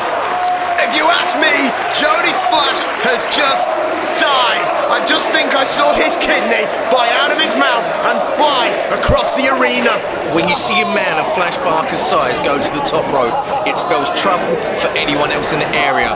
But then being dived upon while being on a ladder on top of two chairs, it can only inflict more punishment tenfold. Jody Fleisch, I hate Jody, my prayers are with you. I hope you pull through it. Jody, this one's do it for us. Ah, Tony, you're beginning to make me feel just a little bit sick now. Flash Barker throwing Jody Fleisch back into the ring, and you think Jody can fly? I just saw Flash Barker jump from the top rope onto a ladder where Jody was. It looks as though Flash Barker wants if he signals someone down the ring, it's Monkey Boy. What's Monkey Boy doing back in the ring, Nick? Well, for a Monkey Boy, he kicks like a mule. I don't think you should call him a Monkey Boy, Tony Giles. If you ask me, he can beat you and he can beat your family. You know exactly what I'm talking about. He's a professional wrestler, just like Flash Barker and just like the other members of the old school. He may be able to beat me, but let me ask you this, Nick. Have you ever spanked the monkey? Mark Sloan is being blatantly... He's got something in his... Are those handcuffs? Is Mark Sloan brandishing handcuffs? With the referee down, Mark Sloan has now been able to come to ringside and handcuff Jody Fleisch. He's handcuffed Jody Fleisch to the ropes. Oh, Flash Barker goes with a chair shot. Jody Fleisch manages to boot him in the head using the chair, and it looks as though the force of the chair shot, the force of the chair shot, Phil Flash Barker has backfired his plans. The chair shot actually broke the handcuffs. Jody Fleisch is now a free man. Monkey Boy's back and realising there's damage to be done. No member of the old school knows going, whoa, who's this? No! I could hear the fans chant, what could it possibly... Oh, Tony, what is he doing here? This is a one-on-one match. He has no right. Kicks in mid-shape, and Alex Shane setting up for the one-night stand. The show stealer hitting the one-night stand earlier on in the evening. The show stealer was attacked by the old school. He's getting a little matter of revenge now, and he's basically showing his respect to Jody Fleisch. Jody Fleisch and Flash Barker having this tremendous match, and Alex Shane came down and ruined it. A couple more digs for Monkey Boy Mark Sloan as Alex Shane escorts him away from the ring, as rightly should be. This is a one-on-one match. Only one man can win this belt, Nick, not two. As Flash Barker brings another ladder, I can't think what Flash is up to. There are now two ladders in the ring, and a table outside, and a few chairs, and some handcuffs. This has been one of the most amazing matches I've ever seen. Well, it's supposed to be a ladder match, ladder, singular. But now there are two ladders in the ring. And if you ask me, we're about to see the debut of a Jody Fleisch sandwich. Steel ladder, Jody, steel ladder. I pray and hope to God that we don't see that kind of move. Phil Flash Barker is now climbing up one of the ladders. It looks like Phil's got something on his mind. It looks like he could possibly be going for the belt. But Jody Fleisch proving there's still some life left in him. Is also climbing the ladder. They're both climbing the ladder. They're both jockeying for position. I don't think they're going for the belt. They're too far on one side. However, they're both... Oh, what's this? Could it be? Yes. Flash Barker's on! Flash in a pan! Flash in a pan from the middle of the ladder. Now, the flash in the pan is one of the most devastating moves there are. But you add a ladder to the mix, and it just times it by 10 at least. Jody Fleisch is limp at the moment, and Flash Barker sees the opportunity and it looks like he's going for it. This is an example of how the Frontier Wrestling Alliance have screwed around with the old school too long. If pinfalls were being allowed, Fleisch would have won this match 10 times already. And now it doesn't matter because he's climbing the ladder and he's going to claim the FWA title for himself. That may be true, Nick, but Jody Fleisch is also climbing the ladder as they're both up. They're both about the same position. They're trading blows. I want to trade blows with Fleisch. Jody managed to stop the ladder falling over. Now he pushes Fleisch through the table, flashes through the table. Jody's still on the ladder. Come on, Jody. You can do it. Come on, Jody. We're all behind you. Come on, Jody. You can do it. Just reach for the title, Jody. Reach for the title. You can do it. Yes! Yes! New FWA undisputed champion, the Phoenix, Jody Fleisch. Oh, how typical. The referee just woke up and called the match. Jody Fleisch is the new FWA title holder. Oh, I hope you're happy, Tony. Hope you're happy. A great wrestler in Fleisch Barker was just screwed again right out of the FWA championship. You know what, Nick? I've got a grin from ear to ear. I am happy. Just like Jody Fleisch must be at the moment. Undisputed FWA champion at the age of 21 years old. Everybody from the FWA locker room is coming out to congratulate Jody Fleisch. All of the stars of the FWA are amazed at Jody's efforts. What he went through tonight to win that belt, we have not seen the likes of in a long, long time. Oh, this shows just what the locker room of the FWA are like. They're coming out now and congratulating him. But I bet you one thing, Tony. I bet you this one thing. Each man in that ring at the moment is eyeing Jody Fleisch hungrily, eyeing his championship. As Jody Fleisch looks a little bit wobbly there, he looks a little bit wary. He's had the living hell beaten out of him for the last 35 minutes. But Jody Fleisch proudly stands atop the ladder in the middle of York Hall, Bethnal Green, with his FWA British Championship. What a day it's been. Jody Fleisch is now the title holder of the Frontier Wrestling Alliance Heavyweight Championship. My congratulations go out to both men. However, this has not got to be the last for the old school. Nick, whatever you say, this has been an amazing contest. You can't deny it, I can't deny it. Both men were amazing as the crowd give them a standing ovation now, proving that what they've come to see and what they've paid for is wrestling. Fleisch Barker now retreating, defeated. Jody Fleisch is the new FWA Heavyweight Champion.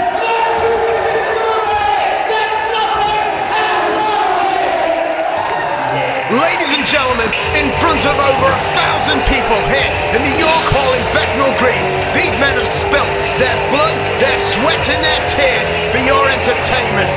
That might be true, Nick, but Jody Fleisch, the Phoenix, is the new FWA Heavyweight Champion. As Alex Shane pointing to the crowd, he knows what he hears the stuff that pumps him up.